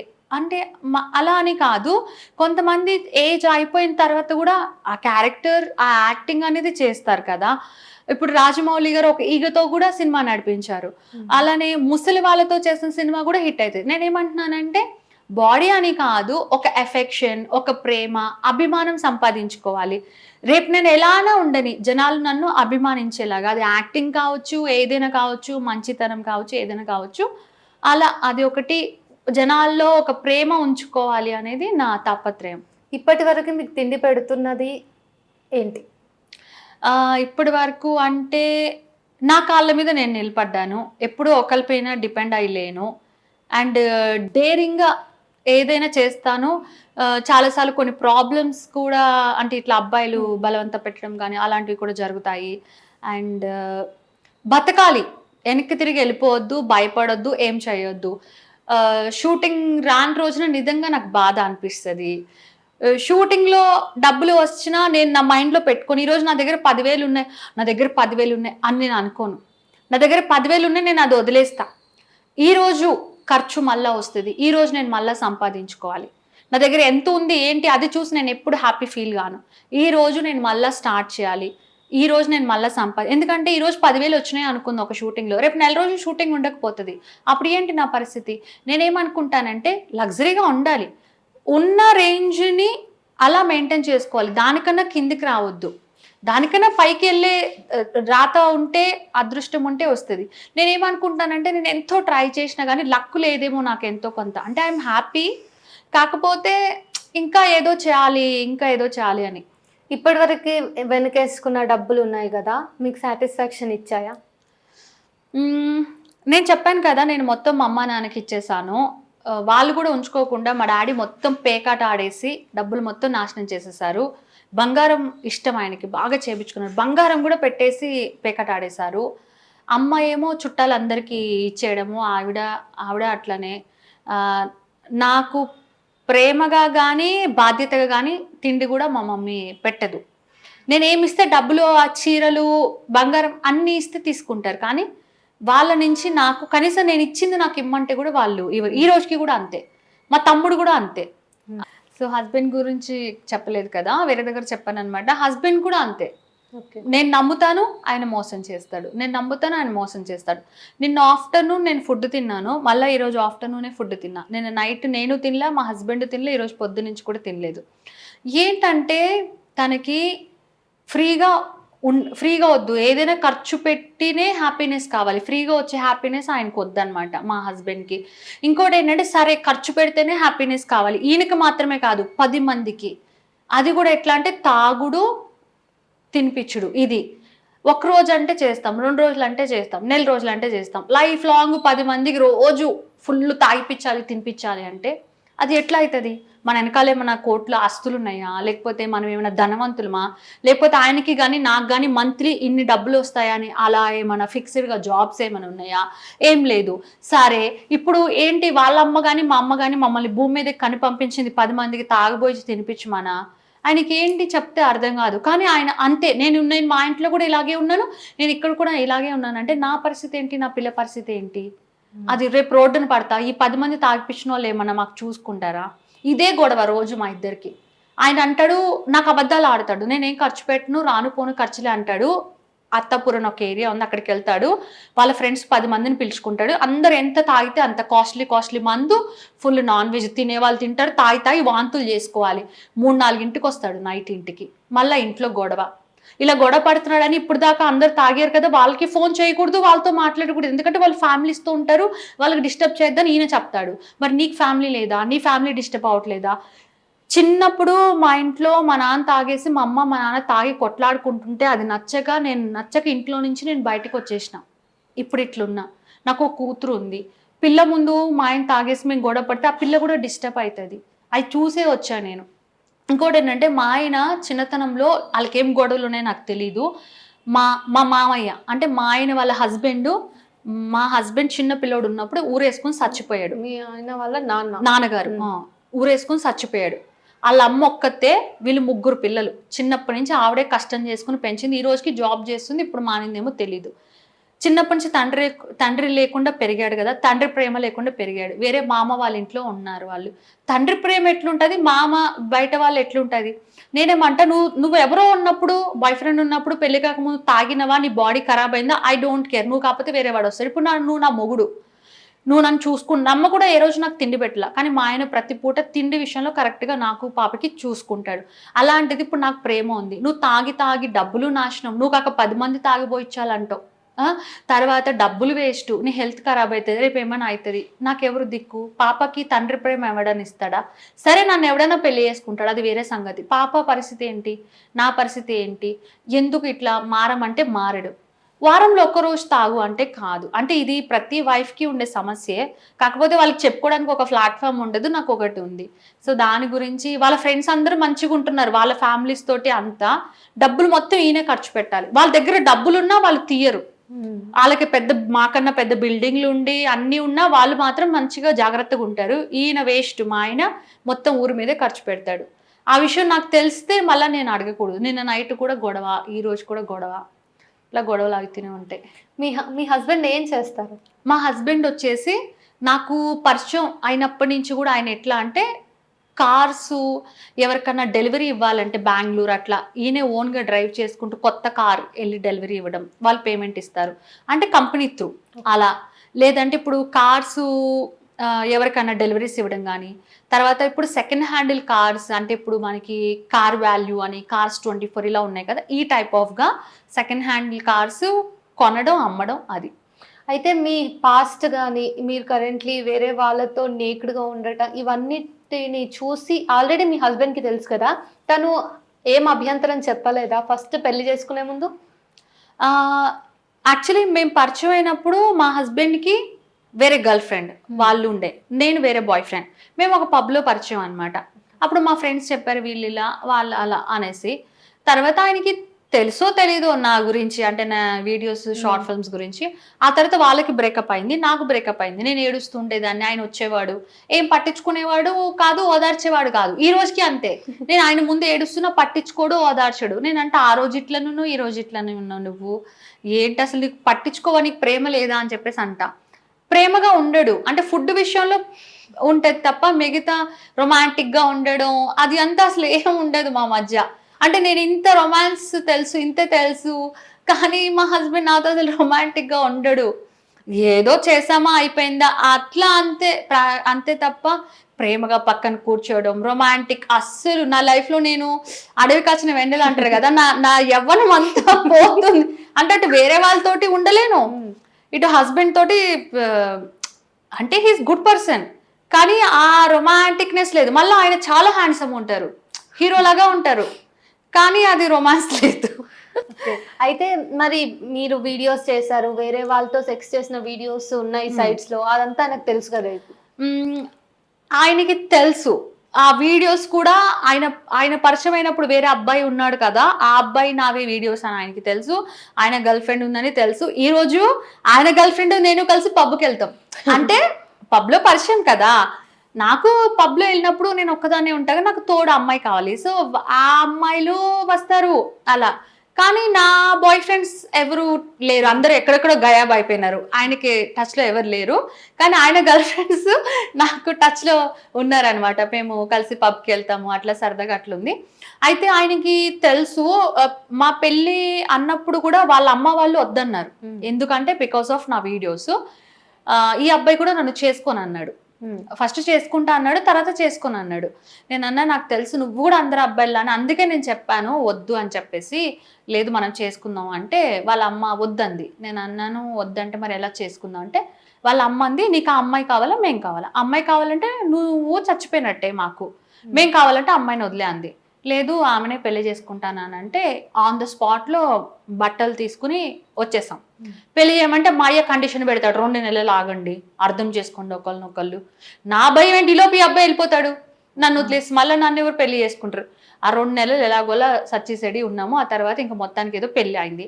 ఆ రోజు నేను చాలా హ్యాపీ ఫీల్ అయ్యాను. నా పెళ్లి వీడియోలో మీరు చూడొచ్చు. 3 డేస్ మా హస్బెండ్‌ని కలవనివ్వలేరు. 3 డేస్ తర్వాత అన్నప్పుడు ఇన్ని రోజులు ఇంతమంది బాయ్ ఫ్రెండ్స్ ఇంత బాధలు పడి ట్రాజడీ. ఇప్పటి నుంచి చాలా హ్యాపీ నా లైఫ్. అస్సలు నా కంట్లో నీళ్ళు రావు. నా మొగుడు హ్యాపీగా ఉండొచ్చు అనుకున్నా. కానీ పెళ్ళైన తర్వాత ఉన్న ఈ కష్టాలు, మా ఆయన తాగుడు. తాగిన తర్వాత నీ వల్ల నా ఫ్రీడమ్ కోల్పోయింది. రోజు 10 మందితో కూర్చొని తాగేవాడిని. ఇప్పుడు నీతో ఉండాల్సొస్తుంది. 10 మందికి తాగబోయిస్తా అంటే నువ్వేమో డబ్బులైపోతున్నాయి వద్దు అంటావు. తర్వాత మా అమ్మ నాతో మాట్లాడట్లేదు నీ వల్ల అనేసి చేతులు కోసేసుకుంటున్నాడు, కాళ్ళు కోసేసుకుంటున్నాడు. ఫుల్ బ్లీడ్ అయిపోతుంది. అబ్బాయి చచ్చిపోతాడు. ఇప్పుడు నన్నే కదా అంటారు పోలీస్ అయినా ఎవరైనా. ఇప్పుడు పెళ్లి చేసుకుని కలిసి ఉండాలని పెళ్లి చేసుకున్నా గానీ ఆ అబ్బాయి చచ్చిపోవాలని కాదు కదా! మా తమ్ముడు కూడా అప్పుడు మాతో పాటే ఉండేవాడు. హాస్పిటల్‌కెళ్ళాము. కుట్లేయమంటే 80,000 అడుగుతున్నారు. ఆన్ ద స్పాట్ 80,000 నేనెక్కడ తేవాలి? మళ్ళా గాంధీ హాస్పిటల్‌కెళ్ళినాం. నైట్ అంతా ఇదే జాగారం మాకు మొత్తం వేశారు. కదపొద్దు చెయ్యి అన్నారు. ఇంట్లో వచ్చేసరికి బ్లడ్ అంతా అట్లనే గడ్డ కట్టేసింది. గబగబా బకెట్ తెచ్చేసి చేసేస్తున్నాడు ఇట్లా మా ఆయన. ఒరే నాయన ఇప్పుడే కదా చెప్పారు వాళ్ళు ఇలా చేస్తున్నావు. మళ్ళీ ఒకసారి ఏం చేశారు, కరెంట్ ఉంటుంది కదా, ఫీజ్ పీక్ కరెంట్ కొట్టేసుకుంటున్నాడు. నెక్స్ట్ డే మార్నింగ్ చెప్పాను నేను, అంటే అప్పుడు తాగేస్తున్నాడు కదా. నెక్స్ట్ డే మార్నింగ్ లేసాక నువ్వు మీ అమ్మ దగ్గరికి వెళ్ళిపో, నేను కూడా మీ అమ్మకి చెప్పేస్తా, ఈ అబ్బాయికి నాకు సంబంధం లే, హ్యాపీగా ఉండు, మీ అమ్మతో హ్యాపీగా ఉండు, మీ 10 మంది ఫ్రెండ్స్తో రోజు మందు తాగు, హ్యాపీగా ఉండు, నువ్వు నన్ను డిస్టర్బ్ చేయొద్దు, నేను డిస్టర్బ్ చేయను, కథం ఇక్కడతో. ఎందుకంటే మనం కలిసి హ్యాపీగా ఉంటామని పెళ్లి చేసుకున్నా కానీ నువ్వు చచ్చిపోయి నీ శవంతో నాకొద్దు, నాకొద్దు, నువ్వు ఇట్లా నాకొద్దు, వెళ్ళిపో అని చెప్పా. అలా కాదు ఇలా కాదు, వద్దు, నువ్వు ఇలా చేస్తే నాకు నచ్చలేదు, నాకు నచ్చదు అట్లా. నీకు తెలుసుగా మీ అమ్మ మాట్లాడదనేసి, నీకు తెలుసుగా మీ అమ్మ అనుకున్నట్టు కాదు, నేను నీతో నేను ఉంటున్నా, అది నీకు తెలుసుగా, షూటింగ్ విషయం పక్కన పెట్టేసే. ఫ్రెండ్స్ అంటావా, నువ్వు 10 మందికి రోజు తాగిపోయిస్తా అంటే నేను ఒప్పుకోను, అన్ని డబ్బులు ఎట్లాగా, ఎందుకు, అది వద్దు అని చెప్పేసి. తర్వాత ఇంకా తర్వాత తగ్గించాడు. కానీ ఈ రోజుకి కూడా తాగినాక ఫైట్ చేస్తాడు. నేనేమంటా, నీకేమన్నా నాతో మాట్లాడేది ఉందా, ఫస్ట్ మాట్లాడే, ఇది క్లియర్ అయ్యాక మందు తాగొద్దంట, మందు తాగేస్తాడు. సరే మందు తాగావు కదా, ఇప్పుడు మాట్లాడకు, రేపు పొద్దున మందు దిగిపోద్ది కదా అప్పుడు మాట్లాడు. ఆహా, తాగాకే మాట్లాడతాడు, గొడవ పడతాడు, పాప డిస్టర్బ్, నాకు డిస్టర్బ్. అయితే గోవా దగ్గర నుంచి 2 లక్షలు మందు తెచ్చుకుని పెట్టుకున్నాడు. నేను ఎప్పుడు ఏది లాస్ చేయను. అలాంటిది ఈయన మందు తాగి గొడవలు చేయబట్టి నాకు చాలా ఇదైపోయింది. నెక్స్ట్ డే మార్నింగ్ నువ్వు మందు మానేస్తావా లేదా, నైట్ ఎలా గడుస్తుంది అర్థం కావట్లేదు నాకు, పొద్దున్న ఎప్పుడైతుందా అని అలా ఏడుస్తా కూర్చుంటున్నా. మా అమ్మోళ్ళకి ఫోన్ చేస్తే, నువ్వేగా పెళ్లి చేసుకున్నావు, కావాలని నువ్వే పడు, మేమేం చేయాలి, మేము చెప్తే వింటాడు ఆ అబ్బాయి. మా నాన్న ఏమంటాడు, వదిలేసాయి. మా నాన్నకి ఏంటంటే ఇప్పుడు డబ్బులు ఇంతకు ముందు ఇచ్చేది, వాళ్ళు ఇలా వేస్ట్ చేస్తున్నారు కదా, ఇప్పుడు మా ఆయన ఉన్నాడు కదా, అలాగే డబ్బులు నేను ఇవ్వట్లా, అది అబ్బాయి వెళ్ళిపోయాడు అనుకుంటే ఒంటరి అయిపోతా, అప్పుడు మళ్ళీ మొత్తం డబ్బులు నేను సంపాదిస్తే మా అయ్యే తీసుకోవచ్చు, అది వాళ్ళ ఒపీనియన్. కానీ పిల్ల భవిష్యత్తు బాగుండాలని ఏం లేదు. వీళ్ళ అమ్మ వాళ్ళకి ఫోన్ చేస్తే అస్సలు మాట్లాడరు, ఆ అబ్బాయికే సపోర్ట్ చేస్తారు. ఆ అబ్బాయి తాగున్నాడు కదా, నువ్వు గమ్మునుండు, రేపు పొద్దున్న అంటే గమ్మునుండు అంటే ఒళ్ళంతా బంగారం పెట్టుకుని వెళ్ళిపోతున్నాడు నైట్ కారు తీసుకుని, ఏదైనా అయిపోద్ది, ఎవరిది రెస్పాన్సిబిలిటీ, లేకపోతే ఏదైనా జరుగుతుంది మంచి చెడు, అలా ఎలా వెళ్ళిపోతాడు వదిలేసి నైట్లో. ఇప్పుడు నేను పెళ్లి చేసుకున్నా, మొగుడు లేకుండా నేను నైట్ ఎందుకు ఉండాలి నా ఇంట్లో, అలాగా. ఇంకోటి ఏంటంటే మామూలప్పుడు మామూలుగా ఉంటాడు, తాగిన తర్వాత చాలా డిఫరెంట్ సైకోలాగా అయిపోతాడు ఆ అబ్బాయి, మా హస్బెండ్ అనమాట. నాకు చాలా భయం వేస్తుంది అలాంటప్పుడు. కానీ కొట్టడు, 1-2 సార్లు కొట్టాడు, ఇప్పటికి 4-5 years అవుతుంది, 2 సార్లు 3 సార్లు కొట్టాడు అంతే. కానీ గొడవ పడతాడు అనమాట బాగా. అది ఎందుకు మంచిగా ఉండమంటే ఉండడు. అప్పుడు నేను ఏం చేశాను, ఇంకా ఆ మందు బాటిల్స్ అన్ని పగలగొట్టేసా ఇంట్లో. 2 లక్షల రూపాయల సరుకు మందు బాటిల్స్ మొత్తం పగలగొట్టేసా. సైలెంట్గా ఉన్నాడు, మొత్తం క్లీన్ చేసుకున్నాడు. మళ్ళీ సాయంత్రం వెళ్ళి మళ్ళీ 1,00,000 రూపాయలు పెట్టి మందు కొని తెచ్చుకున్నాడు. అప్పుడు నాకు అర్థమైంది, ఈ పిల్లోడు మందు వదలడు. ఇంకోసారి గట్టి కండిషన్ పెట్టా, మందు మానే అంటే వెళ్ళిపోయాడు. పిల్లని నన్ను వదిలేసి ఇంట్లోంచి రమ్మంటే రాలేదు. 1 day 2 day అయిపోయింది. నువ్వు మందు తాగడం ఓకే అంటేనే నేను ఇంటికి వస్తా, నీకు మందు కావాలా, నేను కావాలి, నాకు మందే కావాలి, నువ్వు అవసరంలా, పిల్ల అవసరంలా, నాకు నువ్వు మందు ఓకే అంటేనే నేను వస్తా, నువ్వు మందు యాక్సెప్ట్ చేస్తేనే నేను నీతో ఉంటా, లేకపోతే నేను నీతో ఉండను. సరే తాగాక గొడవ పడద్దు, అది చేతిలో ఉండదు కదా. ఇంకా సరే కొద్దిగా తాగు, ఆహా కొద్దిగా తాగమన్నా వినడు, తాగి గొడవ పడొద్దన్నా వినడు. ఈ రోజుకి అంతే అనమాట. మందు తాగొద్దంటే నన్ను పిల్లని వదిలేసి వెళ్ళిపోతాడు. ఇప్పుడు మా ఆయన నేను కలిసి ఉండడానికి బంధం ఏంటంటే తాలిబొట్టు కాదు, మందు. ఇప్పుడు కూడా నేను ఆయనకి మందు తాగొద్దు అంటే ఆయన నన్ను వదిలేసి వెళ్ళిపోతాడు. మందు ఉంటేనే ఆయన నాతో ఉంటాడు, మందు వద్దంటే ఆయన నన్ను వదిలేసి వెళ్ళిపోతాడు. అది నా లైఫ్ స్టోరీ. మీరు ప్రెగ్నెంట్ అని తెలిసిన తర్వాత మరి అప్పుడు మీకు హ్యాపీగా అనిపించిందా, ఎందుకు ఈ పాప అనిపించిందా? అట్లా ఏం లేదు. అయితే నేను చెప్పాను కదా, 11 members బాయ్ ఫ్రెండ్స్ ఉన్నప్పుడు కూడా ఎప్పుడు ప్రెగ్నెంట్ కాలేదు. కానీ ఒక భయం ఉంటుండే. అయితే బాయ్ ఫ్రెండ్ ఏం చేస్తుండే, వాళ్ళు మరి తెలుసు కదా వాళ్ళకి కూడా ప్రెగ్నెంట్ వస్తుంది, పెళ్లి చేసుకోరని వాళ్ళకి తెలుసు, ప్రెగ్నెంట్ వద్దని వాళ్ళకి తెలిసినప్పుడు సేఫ్టీ వాడొచ్చు కదా, సేఫ్టీ వాడేవాళ్ళు కాదు. డైరెక్ట్గా సెక్స్ చేయడము, ఐపిల్ టాబ్లెట్ ఉంటుండే, 3 daysకి వేసుకోవడం. దానివల్ల నేను ఎంత లాస్ అయ్యాను అనేది ఇప్పుడు నేను సెకండ్ బేబీ కోసం ట్రై చేస్తుంటే ఇప్పుడు నాకు తెలుస్తుంది. అప్పుడు ఎంగేజ్, అప్పుడు అంతా మంచిగా టాబ్లెట్లు వేసుకుంటే దానివల్ల ఇప్పుడు ప్రాబ్లం అనిపిస్తుంది. తర్వాత నా పెళ్లి కాకముందు వేరే బాయ్ ఫ్రెండ్ ఉన్నాడు, అది బ్లూ ఫిల్మ్స్ అని చెప్పాను కదా, అప్పుడు మాత్రం వాడు భూపాల్ వెళ్ళిపోయాడు నన్ను వదిలేసి. అప్పుడు నాకు తెలిసింది నేను ప్రెగ్నెంట్ ఉన్నాను అనేసి. తెలిసిన తర్వాత ఏం చేయాలి, అప్పటికే నేను చాలా డేస్ అవుతుంది, తిండి లేదు, నిద్ర లేదు, తనే కావాలని ఏడుస్తూ ఉన్నాను, ప్రెగ్నెంట్ ఉన్నాను.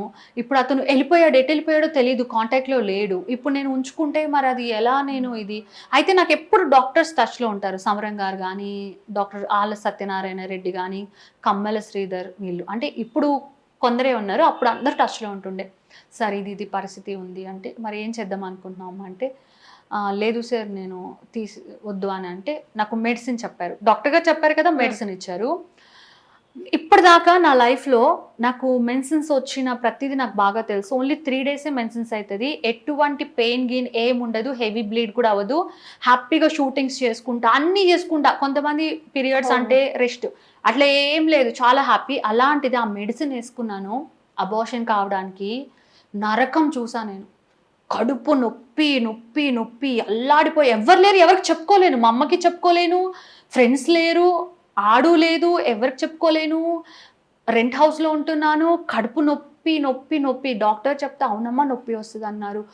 ఇంత ఒక బ్లడ్ ముద్దలాగా వచ్చింది, ఫోటో కూడా తీసి పెట్టుకున్నా. తర్వాత ఎప్పుడు వాడు మాట్లాడినప్పుడు చెప్ప, ఇది నా బేబీ, మంచిగా మనం పెళ్ళి చేసుకుని ఉండొచ్చు కదా అని. అప్పుడు అలా తెలియకుండా అది చేశాను. ఇవాళ రోజున ప్రెగ్నెంట్ కోసం హాస్పిటల్కి వెళ్తే ఎంతమంది కపుల్స్ ఎన్ని లక్షలు ఖర్చు పెడుతున్నారు పిల్లల కోసం, ప్రెగ్నెంట్ రావట్లేదు. నాకు కూడా రావట్లేదు, ఎన్ని లక్షలు ఖర్చు పెడుతున్నాను నేను. అప్పుడు వద్దంటే ప్రెగ్నెంట్ వచ్చింది, వద్దనుకుని నేను అబార్ట్ చేయించుకున్నాను. ఇప్పుడు ప్రెగ్నెంట్ కోసం చూస్తే రావట్లేదు. సో మొత్తానికి మా హస్బెండ్కి నాకు పెళ్ళి అయింది కదా. పెళ్ళి అయిన తర్వాత అంటే మా హస్బెండ్ నేను టచ్లోనే ఉన్నాం, కానీ పెళ్ళి దాకా నేను పోలేదు. ఎందుకంటే ఆ అబ్బాయి కూడా సెటిల్ అవ్వాలి, నేను కూడా సెటిల్ అవ్వాలని చూశాను. కానీ ఈ అబ్బాయి మళ్ళీ నన్ను చేసుకుని అనేసరికి నేను ఫస్ట్ మా అమ్మ నాన్నకి పరిచయం చేసేసి ఎలాగోలా బతుకుదాంలే అని పెళ్లి చేసేసుకున్నా. చేసుకోగానే మా ఆయన పిల్లలు కావాలి. ఆయన మనకెందుకు పుడతారులే, పెళ్ళి అవ్వగానే మనకెందుకు పుడతారులే పిల్లలు, మనం అని అంటున్నాడు. అసలు ఇప్పుడే కదా పెళ్ళి అయింది, మనమే సెటిల్ అవ్వలేదు, అప్పుడే పిల్లలు అంటావేంటి, కొన్ని డబ్బులు దాచుకుందామంటే నువ్వెక్కడ దాచుకుంటావు, వచ్చిన ప్రతి రూపాయి మా అమ్మ నాన్నకి పంపించడమే, మా ఆయన సంపాదించింది కూడా మా అమ్మ నాన్నకి పంపించడమే. ఏంటంటే వాళ్ళు బాగుండాలి, ఎన్ని డబ్బులు ఇస్తావు వాళ్ళకని, ఇదే గొడవ. నాకు అప్పుడు అలా ఉంటుండే, అంటే అందరూ మోసం చేశారు అమ్మ నాన్న అని. కరెక్ట్గా 6 monthsకి అప్పటికి చాలాసార్లు చూసుకుంటున్నా, ప్రెగ్నెంట్ కాదు, మనకెందుకు పుడతారు అంటున్నాడు. 6 monthsకి ప్రెగ్నెంట్ అని తెలిసింది. వెళ్ళాము హాస్పిటల్కి ఒక హాస్పిటల్కి వెళ్ళాము పా ఏరియాలోనే. చూసి అంటది ఆవిడ నర్సు, ఇప్పుడేంటి తీపిచ్చేసుకుంటారా ఉంచుతారా అంటుంది. ఇదేంద్రా నాయన ఇలా మాట్లాడుతుంది, వద్దొద్దని వేరే దగ్గర వెళ్ళాం. మళ్ళీ సమరం గారికి కాల్ చేస్తే ఫస్ట్ బ్లడ్ టెస్ట్ చేయించుకో అన్నారు. ఇంజక్షన్ అంటే సచ్చేంత భయం. ఆ ఫస్ట్ బ్లడ్ టెస్ట్ కెవ్వు కేకలు, అందరు ఏంటమ్మా ఏమైంది, ఎందుకు ఇట్లా అరుస్తున్నావు, ఇంజక్షనే కదా, బ్లడ్ టెస్టే కదా అనేసి. కానీ ఇప్పుడు డెలివరీ అదంతా చేస్తారు కదా, అదంతా భయం, కానీ బేబీ కావాలి. సో ప్రెగ్నెంట్ అన్నప్పుడు హ్యాపీ ఫీల్ అయ్యాను. హ్యాపీ ఫీల్ అయ్యి మా ఆయన స్మోక్ చేస్తుంటే కూడా అసలు నా దగ్గరికి రావద్దు స్మోక్. నాకు మందు అలవాటు ఉంది, నేను పబ్కి వెళ్తాను, డ్రింక్ చేస్తాను. కానీ ప్రెగ్నెంట్ అని 1 month దాకా నాకు తెలీదు. అప్పుడు మా తమ్ముడు నేను మా ఆయన పబ్బులకి వెళ్తున్నాం, ఫుల్ మందు తాగుతున్నా, కానీ ప్రెగ్నెంట్ అని తెలీదు. రోజు ఇంట్లో గొడవలు. ప్రెగ్నెంట్ అని తెలిసిన తర్వాత డాక్టర్ చెప్పారు మందు, సిగరెట్ వాసన కూడా పడకూడదు, మందు ఖతం. మందు మామూలుగా బయట తాగను, ఓన్లీ పబ్లోనే తాగుతాను, స్టాప్ చేసేసా, నా బేబీ మంచిగా ఉండాలి. తర్వాత నేను ప్రెగ్నెంట్ ఉన్నప్పుడు మధ్యలో 31st నైట్ వచ్చింది. ప్లీజ్ డాక్టరు ఈరోజు ఒక్కరోజు తాగొచ్చు అంటే, అమ్మ బేబీకి బాడీ పార్ట్స్ కానీ బ్రెయిన్ కానీ సరిగ్గా డెవలప్ కాదు అన్నారు. అంటే నాకు కూడా 5,000 కట్టారు పబ్లోకి ఆ రోజు ఎంట్రీ కోసం. 5,000 కట్టారు కదా, మరి మందు తాగాలి కదా. చేతిలోకి కూడా తీసుకున్నా, నాకు అనిపించింది నేను చూడండి కాదు, నేను చెయ్యండి కాదు, నా బేబీ నాకు చాలా ఇంపార్టెంట్, బేబీ మంచిగా ఉండాలనేసి అది అక్కడే పెట్టేసిన, బాటిల్ ముట్టుకోలే. ఆ రోజు కూడా ఇట్లా పట్టుకున్నా, అందరు జనాలు కదా ఫుల్, 31st నైట్ పొట్ట మీద పడిపోతారేమో అనేసి. నాకు చాలా ఇష్టం ఆ బేబీ. నెక్స్ట్ డే నాకు ఫస్టే చెప్పారు సిజేరియన్ చేసి తీయాలి, నార్మల్ డెలివరీ కాదు, ప్లజెంటా ప్రీవియా అంటే ఉమ్మనీటి సంచి కింద ఉంది అని. చాలా జాగ్రత్తగా మా ఆయనే మొత్తం బెడ్ రెస్ట్ మొత్తం మా ఆయనే బాగా చూసుకున్నాడు. మా అమ్మ గాన అస్సలు రాలేదు. ఇంకోటి ఏంటంటే అప్పుడే కరోనా స్టార్ట్ అయింది, ఫుల్ కరోనా, డెలివరీ చేయడానికి కూడా ఎవరు ముందుకు రావట్లేదు. అట్లాంటి టైంలో ఇంకా ఆ రోజు నైట్ అంతా కూడా పాపో బాబో తెలియదు, అందరు డాక్టర్కి అడుగుతున్నా, మేడం ప్లీజ్ చెప్పండి పాపో బాబో అంటే, అమ్మ మేము పోలీస్ కంప్లైంట్ ఇస్తాను ఇంకోసారి అడిగావంటే అన్నారు. ఎందుకండి ఊరికే తెలుసుకోవాలని, సమరం గారు మీరన్నా చెప్పండి అంటే, నీలాగే బాబున్నాడు నీలాగే పాప ఉంది అంటున్నారు, ఏది ఫిక్స్ అవ్వాలి, నువ్వు ఏదైనా ఫిక్స్ అవ్వ అంటున్నారు. మొత్తానికి పాప పుట్టింది.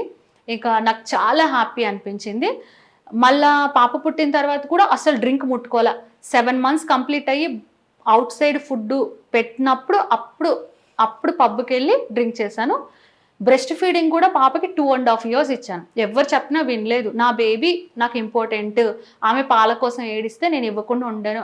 2.5 సంవత్సరాల తర్వాత కూడా పాపకి పాలు ఎందుకు మానిపించానంటే, నెక్స్ట్ బేబీ కావాలంటే ఈ పిల్ల పాలు మానితేనే నీకు ప్రెగ్నెంట్ వస్తుందని డాక్టర్ కండిషన్ పెట్టింది. లేకపోతే 5 years దాకా ఇద్దాం అనుకున్నా. ఇప్పుడు నా పాపకి 4 years అనమాట. నా బేబీ అంటే నాకు చాలా ఇష్టం. మంచిగా చూసుకుంటా. ఆమె ఏడిస్తే నేను అస్సలు తట్టుకోలేను. ఆమె ఏమన్నా పిచ్చి పిచ్చి పనులు చేస్తాను, మంచిగా వీడియో తీసి అప్లోడ్ చేస్తా కానీ ఆమెను ఏమి అనను అనమాట. అయితే మిమ్మల్ని అంటే మీరు చేసిన ఇప్పటివరకు చేసిన పనులన్నింటినీ కూడా ఒక బూతుగా చూస్తున్న ఈ సమాజము రేపటి మీ పిల్ల భవిష్యత్ ఏంటి అని ఒక పెద్ద సవాల్ని మీ ముందు పెడుతున్నారు. అంటే మీ పాప గురించి మీకైనా అంత కన్సర్న్ ఉందో లేదో తెలియదు కానీ సో కాల్డ్ సొసైటీకి ఉంది. సో మీ పాప ఫ్యూచర్ గురించి మీరు ఏమనుకుంటున్నారు? నా పాప ఫ్యూచర్ మంచిగానే ఉంటుంది. ఒకవేళ నేను యాక్టర్ కాకపోయి ఉండుంటే, మా అమ్మ నాన్న దగ్గర బాగా డబ్బులు ఉండుంటే నేను మంచి డాక్టర్ అయ్యేదాన్ని. ఎందుకంటే నాకు స్కూల్ డేస్ నుంచి కూడా సైన్స్ అని, మనుషుల బాడీ పార్ట్స్ గురించి, చెట్ల గురించి నాకు చాలా ఇంట్రెస్ట్. ఇంటర్లో కూడా అట్లా బైపీసీ అట్లా అని చెప్పి చాలా ఇంట్రెస్ట్. కానీ నాకు యాక్టింగ్ సైడ్ ఉంది, అంత డబ్బులు ఇప్పుడు ఎంబీబీఎస్ అంటే ఎన్నో కోట్లు పెట్టాలి, అలా లేదు. ఇంకా అందుకనే నేను పాపను అప్పుడప్పుడు అడుగుతాను అనమాట, నువ్వు డాక్టర్ అవుతావా పెద్దయ్యాక? ఎందుకంటే డాక్టర్ కి బయట ఉన్న గుర్తింపు కానీ, అండ్ ఫ్యామిలీలో ఒక డాక్టర్ ఉంటే బాగుంటుంది కదా. ఎందుకంటే ఫస్ట్ ఆఫ్ ఆల్ వాళ్ళు నీట్నెస్ కానీ వాళ్ళ బాడీ గురించి వాళ్ళకి తెలుస్తుంది. రేపు వాళ్ళ పిల్లలకి బాగా చూసుకుంటారు. అంటే నాకు ఏంటో అదొక హ్యాపీనెస్ అనమాట.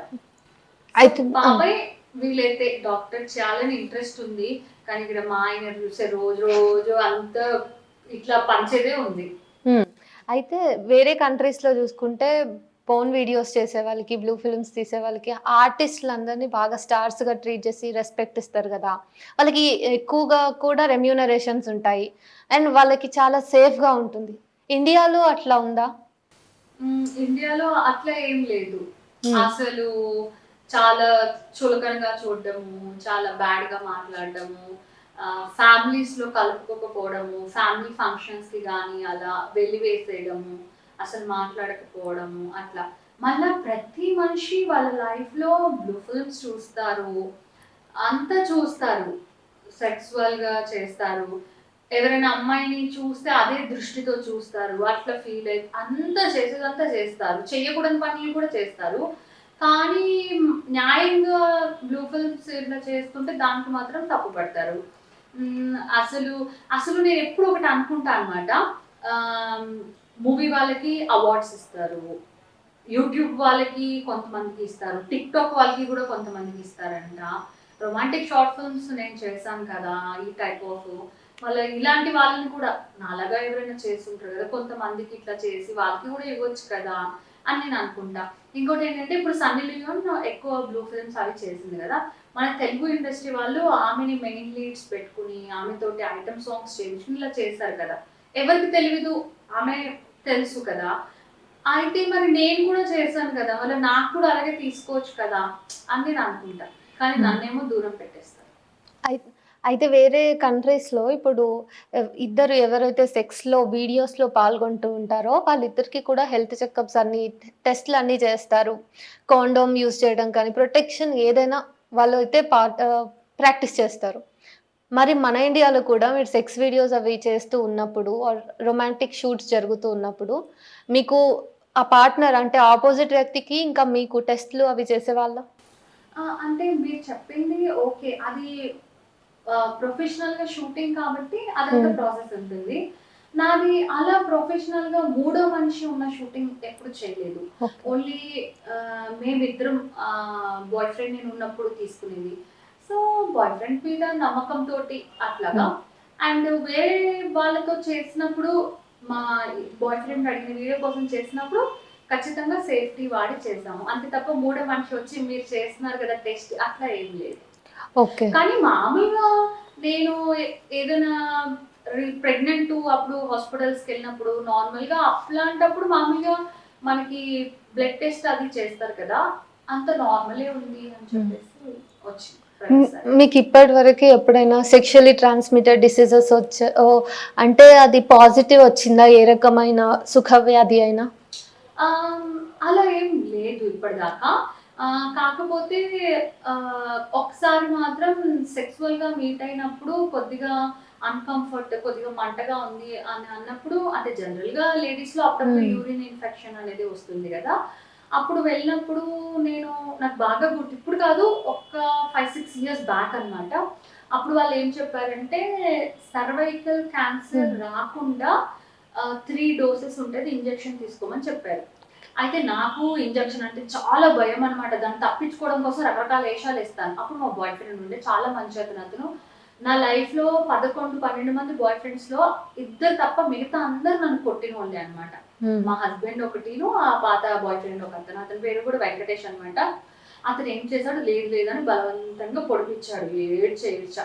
మళ్ళీ 3 months తర్వాత అనుకుంటే సెకండ్ డోసు అది వేయించుకున్నాం.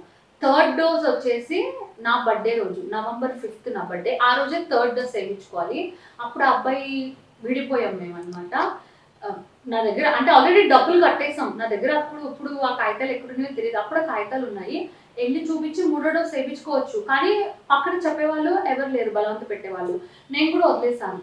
కానీ ఇప్పుడు మామూలుగా చూస్తున్నప్పటికీ అనిపిస్తుంది, ఎందుకంటే ఆడవాళ్ళలో ఇప్పుడు బ్రెస్ట్ క్యాన్సర్, సర్వైకల్ క్యాన్సర్ చాలా ఎక్కువగా వస్తున్నాయి కదా.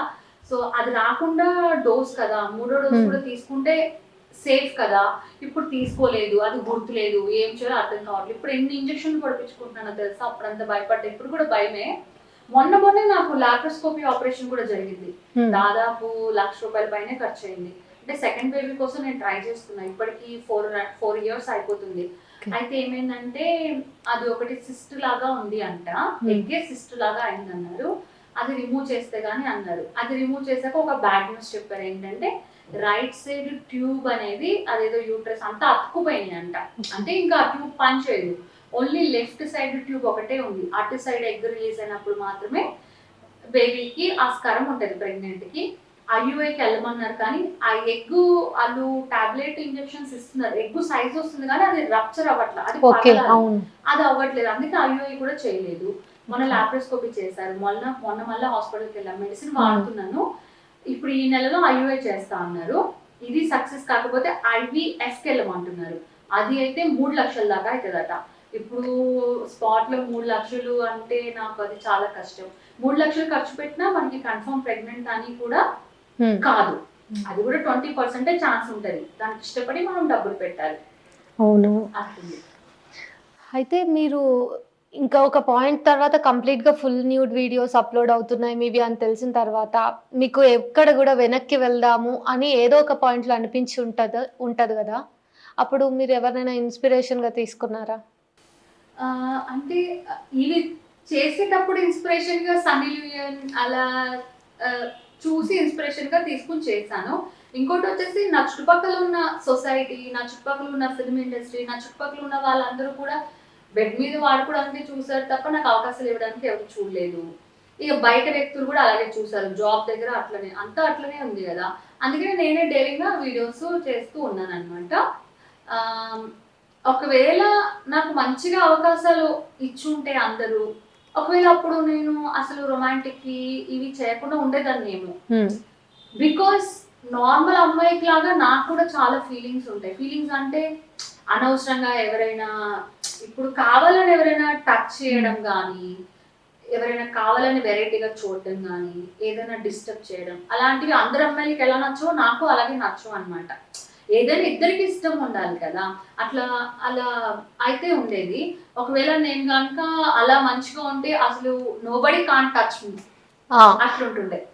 అయితే ఫైనల్‌గా ఒక క్వశ్చన్, మీరు ఇన్ని రోజులు దీన్ని కంటిన్యూ చేశారు కదా, డబ్బు కోసమా, ఫేమ్ కోసమా? ఫేమ్ కోసమే. డబ్బు కోసం అంటే అస్సలు కెమెరా మూడో మనిషికి తెలియకుండా గుట్టు చప్పుడు కాకుండా రూమ్స్ లోకి వెళ్ళిపోయి అబ్బాయికి కలిసి డబ్బులు తీసేసుకుని సీక్రెట్ గా సెక్స్ వర్క్ చేసే వాళ్ళు చాలా మంది ఉన్నారు. అలాగే చేయొచ్చు, డబ్బు వస్తుంది, కానీ పేరు ఖరాబ్ కాదు. కానీ అలా వద్దు, డబ్బుల కోసం కాదు, పేరు కోసం చేయాలి అని. ఈవెన్ సన్నీ లియోన్ కి కూడా ఒకసారి ఇలా క్వశ్చన్ అడిగారు, సెక్స్ వర్క్ చేసే వాళ్ళకి పాన్ స్టార్ కి డిఫరెంట్ ఏంటి? సెక్స్ వర్క్ అనేది డబ్బుల కోసం చేస్తారు, బట్ పాన్ స్టార్ ఇది అనేది దిస్ ఇస్ డిఫరెంట్. అంటే మనీ కూడా వస్తుంది, అట్ ద సేమ్ టైం దీంట్లో మనం ఏంటంటే ఇట్స్ లైక్ యాక్టింగ్ లాగా అనమాట. డబ్బులు కూడా కావాలి, డబ్బులు లేకపోతే లైఫ్ ముందుకు సాగదు. కానీ ఫేమస్ కూడా కావాలి అని నేను చేశాను. అయితే ఇప్పుడు స్వాతి నాయుడు ఇన్ని వీడియోస్ చేసి తన ఒళ్ళునంతా బయట పెట్టుకొని ఫేమ్ సంపాదించిందని అనుకుంటుందా? హ్మ్. ఆ! అనుకుంటున్నాను. అంటే ఒళ్ళు బయట పెట్టి అనే కాదు, యాక్టింగ్ సైడ్ కూడా నేను చేశా. ఇప్పుడు యూట్యూబ్‌లో నా రొమాంటిక్ షార్ట్ ఫిల్మ్స్ తీస్తే గూడా స్టోరీ కూడా కొంత ఉంటుంది. రొమాంటిక్ పార్ట్ కూడా కొంత ఉంటుంది. రొమాంటిక్ పార్ట్ లేకుండా ఆ స్టోరీ తీయరు వాళ్ళు. నాకు స్టోరీ పరంగా ఫుల్ షార్ట్ ఫిల్మ్ తీస్తే నా మీద బావుండని ఇప్పటికి నాకు ఆశ ఉంది. కానీ స్టోరీ పరంగా ఫుల్ షార్ట్ ఫిల్మ్ ఎవరు తీయట్లేదు. రొమాంటిక్ తీస్తూ చిన్న స్టోరీ యాడ్ చేస్తున్నారు. అట్లా అన్నమాట. యాక్టింగ్ సైడ్‌లో నాకు ఇప్పటికి ఎవరైనా ఇచ్చినా నేను హ్యాపీగా చేస్తాను. అప్పుడు ఇవ్వలేదు, ఇప్పుడు ఇవ్వలేదు. కానీ ఇస్తే నేను చేస్తాను. అట్లనే యెస్ అంటే నాలో కూడా ఎంతో కొంత అందం ఉంది, ఫిజిక్ ఉంది. నేను చూపించుకున్నా. For that I am happy. అందరి ఏమంటారు మనసు దోచుకు ఓకే. అట్లా. కానీ మీరు ఇట్లా అంటున్నారు గదా! నాకు ఫేమ్ వచ్చింది అని జెప్పేసి. కానీ ఇదే సొసైటీ మీరు వాళ్ళు మిమ్మల్ని ఫేమస్‌గా చూస్తున్నారనుకుంటున్న అదే సొసైటీ ఇదంతా మానేసి స్వాతి నాయుడు కామ్‌గా వేరే అమ్మాయిలు చేస్తున్నట్టు రెగ్యులర్ జాబ్స్ చేసుకొని తన లైఫ్ ఏదో తను చూసుకోవచ్చు కదా! పెళ్ళయ్యాక కూడా ఇంకా ఎందుకు ఇలాంటి వీడియోస్ చేస్తుంది అని అంటున్నారు. వాళ్ళకి మీ సమాధానం? సొసైటీ ఏదైతే ఉందో ఫస్ట్ నా వీడియోస్ ఎక్కువ చూసేదే సొసైటీ. సొసైటీ ఎక్కువ వీడియోస్ చూడబట్టి ఇంకా ఎక్కువ మంది నాతోటి ఇంట్రెస్ట్‌గా వీడియోస్ చేస్తున్నారు. ఇప్పుడు ఒక ఒక ప్రొడ్యూసర్ ఒక షూటింగ్ చేశారండి. జనాలు ఎవరు చూడకపోతే అరే వ్యూస్ రావట్లేదని షూటింగ్ చేయరు కదా! ఇంతమంది నాతో షూటింగ్ ఎందుకు చేస్తున్నారు? ఎందుకంటే సొసైటీలో ఉన్న జనాలందరూ చూస్తున్నారు కాబట్టే చేస్తున్నారు. మళ్ళా వాళ్ళే నాకు సలహాలు ఇస్తున్నారు. నువ్వు మంచిగా నేనేం చెడ్డదాన్ని కాదు. ఇంకోటి సొసైటీలో అందరూ మంచివాళ్ళేం కూడా కాదు. ఇప్పుడు వాళ్ళు చెప్పినట్టే నేను కూడా వేరే జాబ్స్ కూడా చేసుకున్నాను. కానీ నాకు సాటిస్ఫాక్షన్ లేదు. తర్వాత ఏంటంటే నేను షూటింగ్స్ చేస్తున్నప్పుడే ఇప్పుడు కాదు ఒకప్పుడు అమీర్పేటలో నేను ఒక బట్టల షాప్ కూడా పెట్టాను. స్వాతీస్ కలెక్షన్ అని చెప్పేసి సత్యం థియేటర్ బ్యాక్ సైడ్ గేట్ దగ్గర పెట్టా. ఇప్పుడు లేదు అది. మళ్ళీ అందరూ అది నిజం అనుకోకండి. ఒకప్పుడు పెట్టాను. అయితే ఎందుకు పెట్టాను? షూటింగ్స్ లైఫ్ కాదు. ఈరోజు ఉంటది రేపు ఉండకపోతది. కానీ బతకాలైతే బతకాలి, తిండి తినాలి, బతకాలి గదా! ప్లస్ నా ఫ్యామిలీ కూడా ఉంది గదా! నా తమ్ముడు కూడా ఉన్నాడు కదా! వాడికి కూడా యూజ్ అవుతది. డాడీ కూడా ఫస్ట్ నుంచి బట్టల ఫీల్డ్, తమ్ముడు కూడా బట్టల ఫీల్డ్ అని బట్టల షాప్ పెట్టా. కానీ డాడీ తాగేసి షాప్ దగ్గర గోల గోల చేయడము, మా తమ్ముడు కూడా గోల గోల చేసి అదేమంటారు పానీపూరీస్ అట్టేసుకొచ్చి నా మొఖం మీద ఇసిరి కొట్టేవాడు. అంతా గోల గోల నన్ను తన్నడానికి వచ్చేవాడు. అట్లా చాలా గోల గోల చేసేవాడు మా తమ్ముడు అన్నమాట. అందువల్ల ఇంకోటేంటంటే మాకు బిజినెస్ కూడా అంత తెలవదు. వాళ్ళు కూడా సరిగ్గా చూసుకోలే. బట్టల షాప్ క్లోజ్ అయిపోయింది. మా ఆయనకు కూడా ఉంది. అంటే తనకి కూడా కార్ గురించి తెలుసు కాబట్టి మేము ఉండే ఏరియాలో మంచి ఒక కార్ షోరూమ్ పెడదాం. అంటే చాలా ఖర్చు అవుతది దానికి కూడా. అలా కూడా ఉంది. అయితే ఇప్పుడు డబ్బులన్నీ తాగడానికి తగిలేసేస్తున్నాడు. మరి ఇంకా ఇప్పుడు మళ్ళా అప్పు సప్పు చేసి పెట్టుబడి పెట్టి బిజినెస్ పెట్టాలి. పెట్టిన తర్వాత అది లాస్ అవ్వచ్చు. మంచిగైతే దేవుడి దయ వల్ల మంచిది. ఒకవేళ లాస్ అయితే ఇప్పుడు మళ్ళా ఒక పాప కూడా ఉంది గదా! ఇప్పుడు ఆయన నేను అంటే పేదరికంలో పుట్టాం, కష్టాలు చూసాం మళ్ళీ ఓకే. ఇప్పుడు ఏదో ఉంది. ఒక ఇల్లు ఉంది, ఒక కారు ఉంది. అంతే బ్యాలెన్స్ ఏం లేదు. అలా అని అన్నమాట. ఇంకోటేంటంటే ఇప్పుడు నాకు కూడా ఉంది. ఇలా అందరి కాళ్ళ ఎల్లబట్టినా ఎవరు షూటింగ్ ఇవ్వట్లా. నేనే సొంతగా ఇప్పుడు కొంతమంది లేడీస్ వాళ్ళే సొంతగా వెబ్ సిరీస్ చేసుకుంటున్నారు. డబ్బులుంటే వాళ్ళే సొంతగా సినిమాలు కూడా చేసుకోవచ్చు. ఏదైనా మూవీ ఫీల్డ్‌లో ఉండాలి. బయటికెళ్ళిపోకుండా. అలా నేను కూడా ఓన్‌గా ఏదైనా చేసుకోవచ్చు. నా అంతట నేను. అప్పుడు నేను రొమాన్సే చేయాల్సిన అవసరం లేదు. యాక్టింగ్ పర్పస్‌లో కూడా చేయొచ్చు. కానీ దానికి కూడా డబ్బులు కావాలి. అంతెందుకు సొంతగా ఒక యూట్యూబ్ ఛానెల్ అన్నా మెయింటైన్ చేసుకోవచ్చు. కాకపోతే కెమెరా, ఎడిటింగ్, అప్‌లోడు, కెమెరామెన్ ఇదంతా చూసుకోవాలి ఆ ఖర్చంతా. అయితే నేను ప్రెజెంట్ అంత అమౌంట్ పెట్టి చేసుకునే అంత లేదు. అందుకే నేను చాలా మందికి కూడా చెప్పాను. ఇప్పుడు కూడా నేను చెప్తున్నా. ఎవరైనా యూట్యూబ్ వాళ్ళకి ఇంట్రెస్ట్ ఉంటే నాతో టై అప్ అయ్యి రెగ్యులర్ వ్లాగ్స్ లాగా daily life style adult content అయినా ఐఎమ్ ఓకే. నార్మల్ కంటెంట్ అయినా ఓకే. ఏదైనా ప్రమోషన్స్ అలా ఏదైనా మంచిగా చేసుకుంటూ తప్పకుండా నా వీడియోస్ జనాలు చూస్తారు. యూట్యూబ్ నుంచి రెవెన్యూ వస్తది. వాళ్ళకైతే నమ్మకం ఉంది గదా! తర్వాత షేరింగ్. నేను కూడా బతుకుతాను. జనాలు కూడా ఎంటర్‌టైన్ అయితారు. అట్లా ఏదైనా చేయాలని ఉంది. అంటే కెమెరా ఆఫ్ వెళ్ళిపోయి వేరేగా ఇష్టం లేదు. కెమెరా ముందే ఉంటూ దీని ద్వారా ఎలా మంచిగా డబ్బులు సంపాదించొచ్చు. అట్లా ఉంది గానీ నాకెవరు సపోర్ట్ లేదు. ఓకే. సో, మీరు చెప్పిందన్నీ విన్న తర్వాత నాకు చాలా థింగ్స్‌లో అనిపించింది. సమాజాన్ని అర్థం చేసుకునే విధానంలో మనము ఒక సమాజంలోనే ఉంటూ ఎట్లా ఉంటున్నామన్నది. మీ దగ్గర మాట్లాడడం చాలా థింగ్స్‌లో నాకు హ్యాపీనెస్ ఇచ్చింది. అండ్ చాలా వాటిలో మీ లైఫ్ ట్రాజెడీగా ఎట్లా సాగిందో తెలిసింది. Thank you so much Swathi Naidu గారు. అండ్ చూసారు గదా! అంటే తాను ఎక్కడ పని చేసినా, తను ఎక్కడ తనని తాను చూపించుకున్నా, తన మనోగతాన్ని చూపించినా, చూపించకపోయినా ఎవరైతే ఆమెని చూపిస్తున్నారో వాళ్ళందరికీ కూడా కాసుల వర్షం కురిసింది. అటు వాళ్ళ కుటుంబమైనా, పనిచేసే చోటైనా, ఎవరైనా. కానీ తను నమ్ముకున్న ప్రతి వారు కూడా తనని మోసం చేసి చివరికి ఆమె ఈరోజు మన ముందు తనకు నచ్చినట్టుగా ఉన్నా కేవలం మనమంతా ఆమెని వేలెత్తి చూపిస్తున్నాం తప్పిస్తే తన ప్రతి నిర్ణయం వెనుక మనమే ఉన్నామన్న విషయాన్ని మనం మర్చిపోతున్నాము అనైతే స్వాతి నాయుడు మాట్లాడిన తర్వాత మనకు అర్థమవుతుంది. ఇదే సమాజంలో ప్రతి ఒక్కరు ఉన్నప్పుడు ఒకరు చేస్తే తప్పు ఇంకొకరు చేస్తే ఒప్పు అనే ఏదైతే ఆలోచన విధానం ఉందో మరీ ముఖ్యంగా మహిళలకు సంబంధించి ఆ ధోరణి ఈ సమాజంలో మారనంత వరకు కూడా ఈ సమాజంలో స్త్రీ ఎప్పుడు ఇంకా తను ఏ పని చేసినా విమర్శలకి గురవుతూనే ఉంటుంది. తన జీవితంలో పూర్తి స్థాయి స్వేచ్ఛ అనేది ఉండదు అని మనకి ఈ విషయంలో అర్థమవుతుంది. మరోసారి ఇంకో కొత్త విషయాల్ని అలాగే ఈ సమాజంలో స్త్రీలకి సంబంధించిన విషయాలు ఎట్లా ఉన్నాయి, పరిస్థితులు ఎట్లా ఉన్నాయి, ఇంత మెరుగుపడిన ఈ సమాజంలో నిజంగానే స్త్రీ పాత్ర మెరుగుపడిందా, తనకున్న పరిస్థితులన్నీ కూడా అనుకూలంగా ఉన్నాయా వంటి ఎన్నో అంశాలని మళ్ళీ డిస్కస్ చేద్దాం. Stay tuned. చిన్న విషయం అంటే మీరు మాట్లాడిన దాన్ని బట్టి నాకు చాలా హ్యాపీ అనిపిస్తుంది. ఎందుకంటే ఇప్పటిదాకా ఎంతో మంది లేడీ యాంకర్స్ కూడా చేశారు. వాళ్ళు ఎలా అంటే వాళ్ళ ఛానల్ వ్యూస్ కోసం దానికోసం నన్ను డిగ్రేడ్ చేస్తూ మాట్లాడడం. మళ్ళీ నా ఇంటర్వ్యూలో అంటే పాప కూడా షూటింగ్ చేస్తే నాకు ఇష్టమే, కానీ పాపని తీసుకొచ్చి కూర్చోబెట్టి అడగకూడని క్వశ్చన్స్ గలీజ్గా అడగడం అట్లా చేశారు తప్ప మంచిగా నన్ను అర్థం చేసుకుని మీరు శ్రీనిధి కదా చాలా థ్యాంక్ యూ సో మచ్. మీరు చాలా బాగా మాట్లాడారు, చాలా బాగా అర్థం చేసుకున్నారు. ఇట్లా కళ్ళలో నీళ్ళు అయితే వచ్చేస్తున్నాయి నాకు. మీరు అర్థం చేసుకున్నట్టు సమాజం కూడా అర్థం చేసుకుని సపోర్ట్ చేస్తే నాకు చాలా హ్యాపీ అనిపిస్తుంది. అంటే ఈ రోజు లేడీ యాంకర్స్ కూడా చేశారు కానీ ఎవరు సపోర్ట్ గా చేస్తూ మాట్లాడకుండా పాపను కూడా కూర్చోపెట్టి పాప షూటింగ్ చేస్తే హ్యాపీ, కానీ కావాలని వేరేగా అడగడము అట్లా చేశారు. బట్ మీరు నా గురించి చాలా బాగా చెప్పారు, చాలా మంచిగా అనిపిస్తుంది. Thank you so much. ఇప్పుడు మనం ఎట్టుండాలో మనమే నిర్ణయించుకోవాలి.